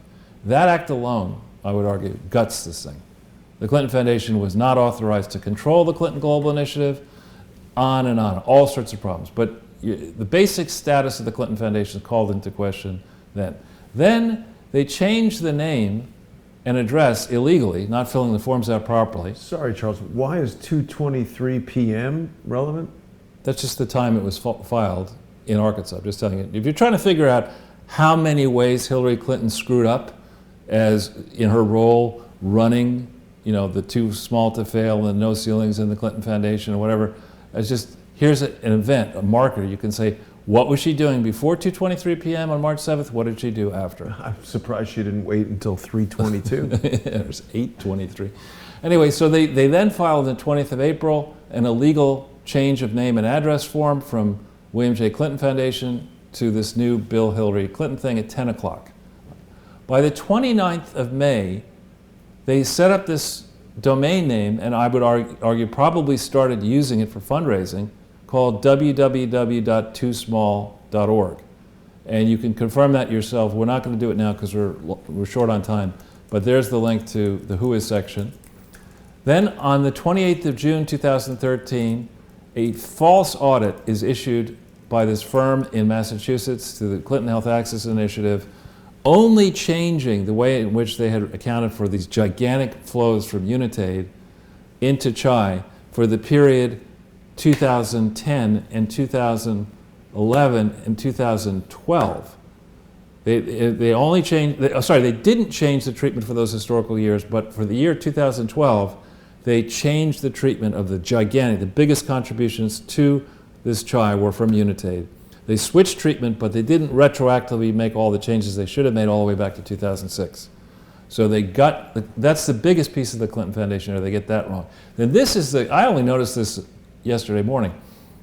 On the 10th of September 2013, they file another false, fictitious name report in Little Rock, where they claim that the, quote, business, charities don't have businesses, will be the same as this foundation. You ever heard of that one?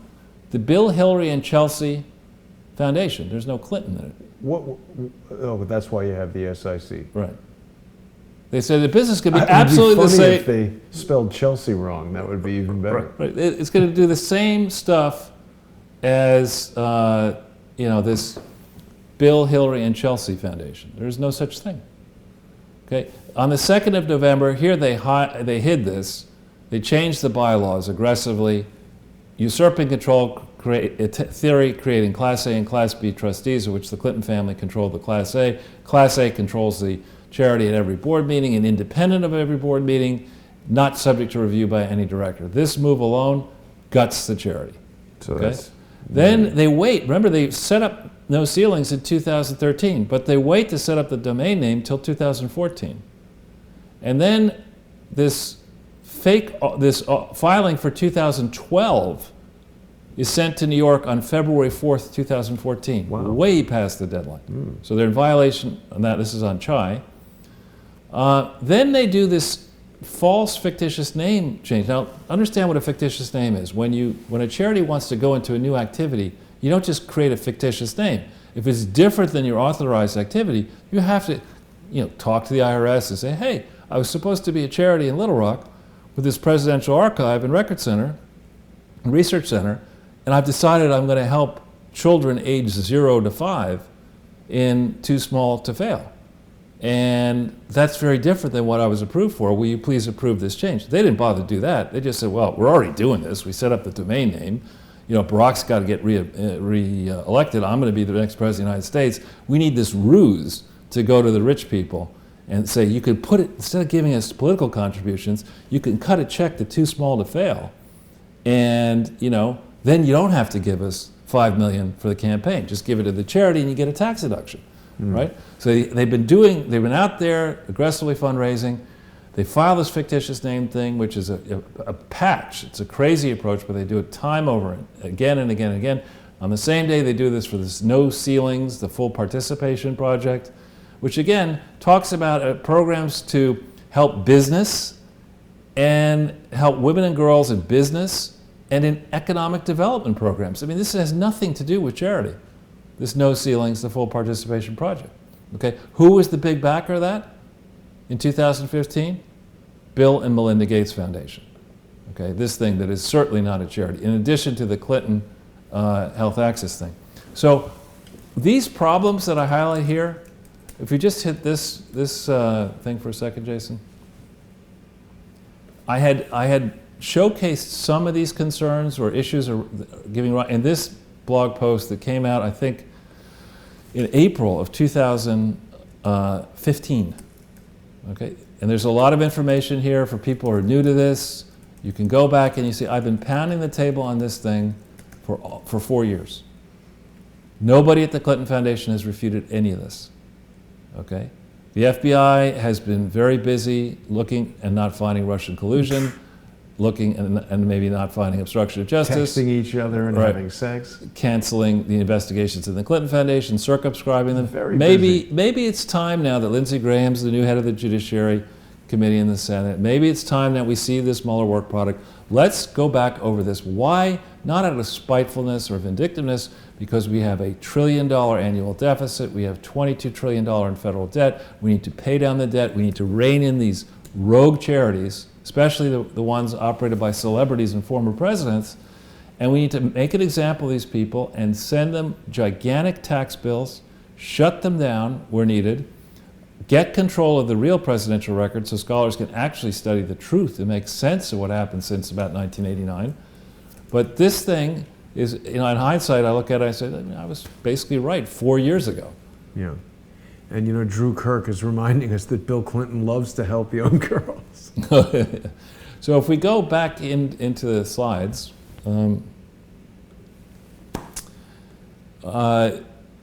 this is very interesting. Remember I said no ceilings, the No Ceilings project didn't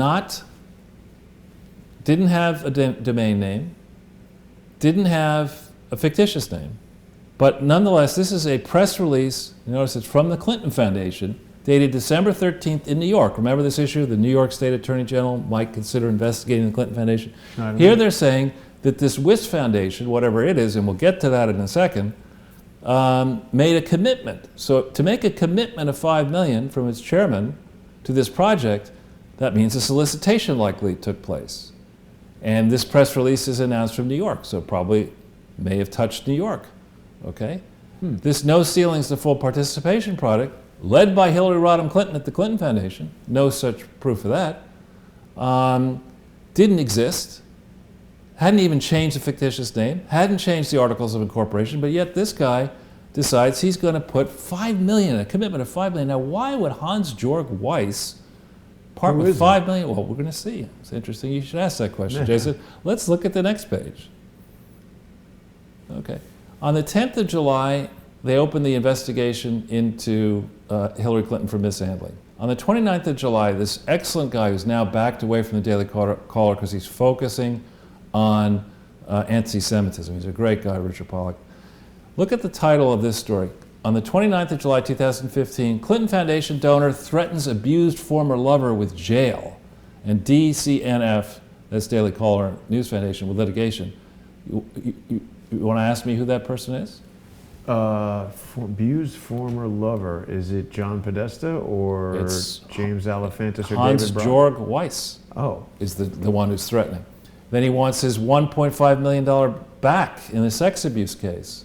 And he faces criminal profiteering charges. Is this the kind of guy who might think, I've got a purchasable person who wants to be president of the United States. Why don't I give that person $5 million or say I'm going to do it, and maybe I'll get a lot back when she wins the presidency, right? And this is a simple quid pro quo kind of thing that Richard Pollack has been all over for a long time. I show here on the 27th of January, we showed this FBI vault thing, page 11, that by by 27 January 2016, a senior State Department official has sent a letter to Dopey James Comey saying, look, this Obama and Hillary are running roughshod over the Constitution in the State Department.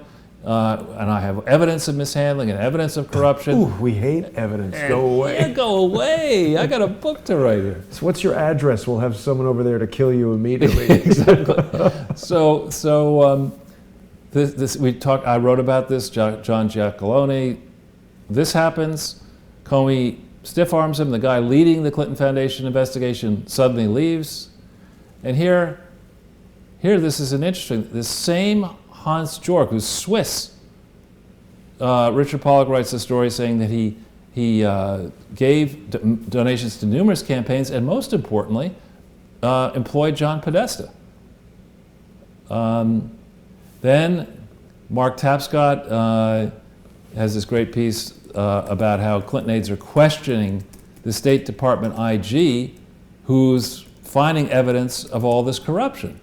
I mean, the game was really one-sided against Trump. The Clintons and the Podestas and their donors, they were manhandling anybody who dared question what may have been going on in the Clinton Foundation and the money laundering and all that.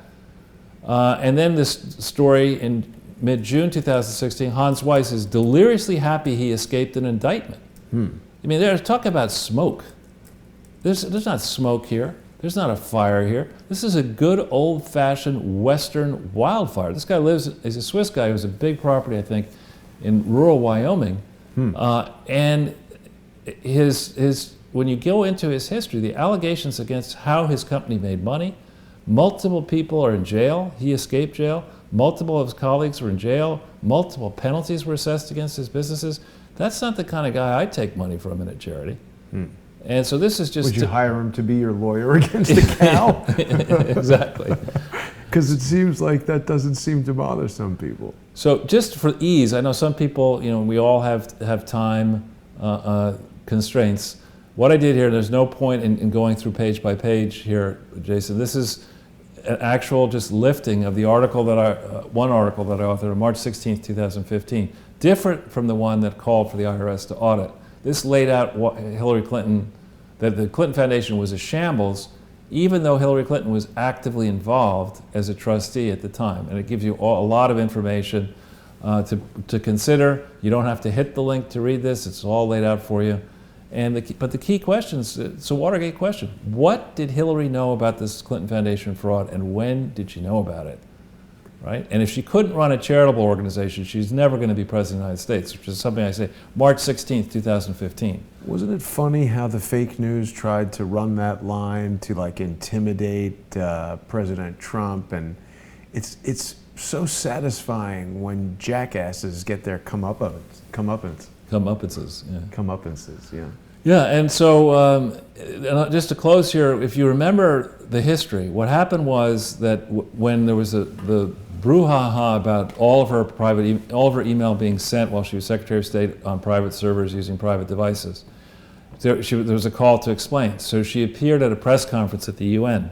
Nervous. And she began her press conference that I've just come from a meeting with Bill and Melinda Gates discussing our joint work together at our respective foundations. What they were talking about, I think, was this No Ceilings project, which we've seen doesn't really exist. That was co-funded by this Weiss guy. Literally, a Weiss guy. I'll tell you, so there you have it. Unbelievable, Charles. Well, I think it's a historic day. A lot of people, I think, are tuning in. It seems perhaps the president was giving some kind of address to address the Robert Mueller nonsense. I hope this is the turning point where President Trump digs in and starts to actually drain the swamp. William Barr does not appear to be acting in a way that is biased toward Robert Mueller or Donald Trump. Anybody who's surprised that there's nothing found in this investigation that remotely resembles crimes other than people getting entrapped and lying to the FBI or whatever it is that they've got these other guys on, or crimes they did before they ever knew Donald Trump. Well, and we'll see what Trump's lawyers say in response. So yeah, absolutely. Well, Charles, thanks for another amazing presentation. We still have a lot of people watching. I want to remind everyone that Crowdsource the Truth is viewer sponsored. So if you're not already a sponsor, please do go to subscribestar.com/crowdsourcethetruth or patreon.com/crowdsourcethetruth. When you become a sponsor on either of those two sites, you're going to enjoy a plethora of subscriber exclusive content. Some of the best shows we've been doing outside of the work we do here is happening on Subscribestar and Patreon.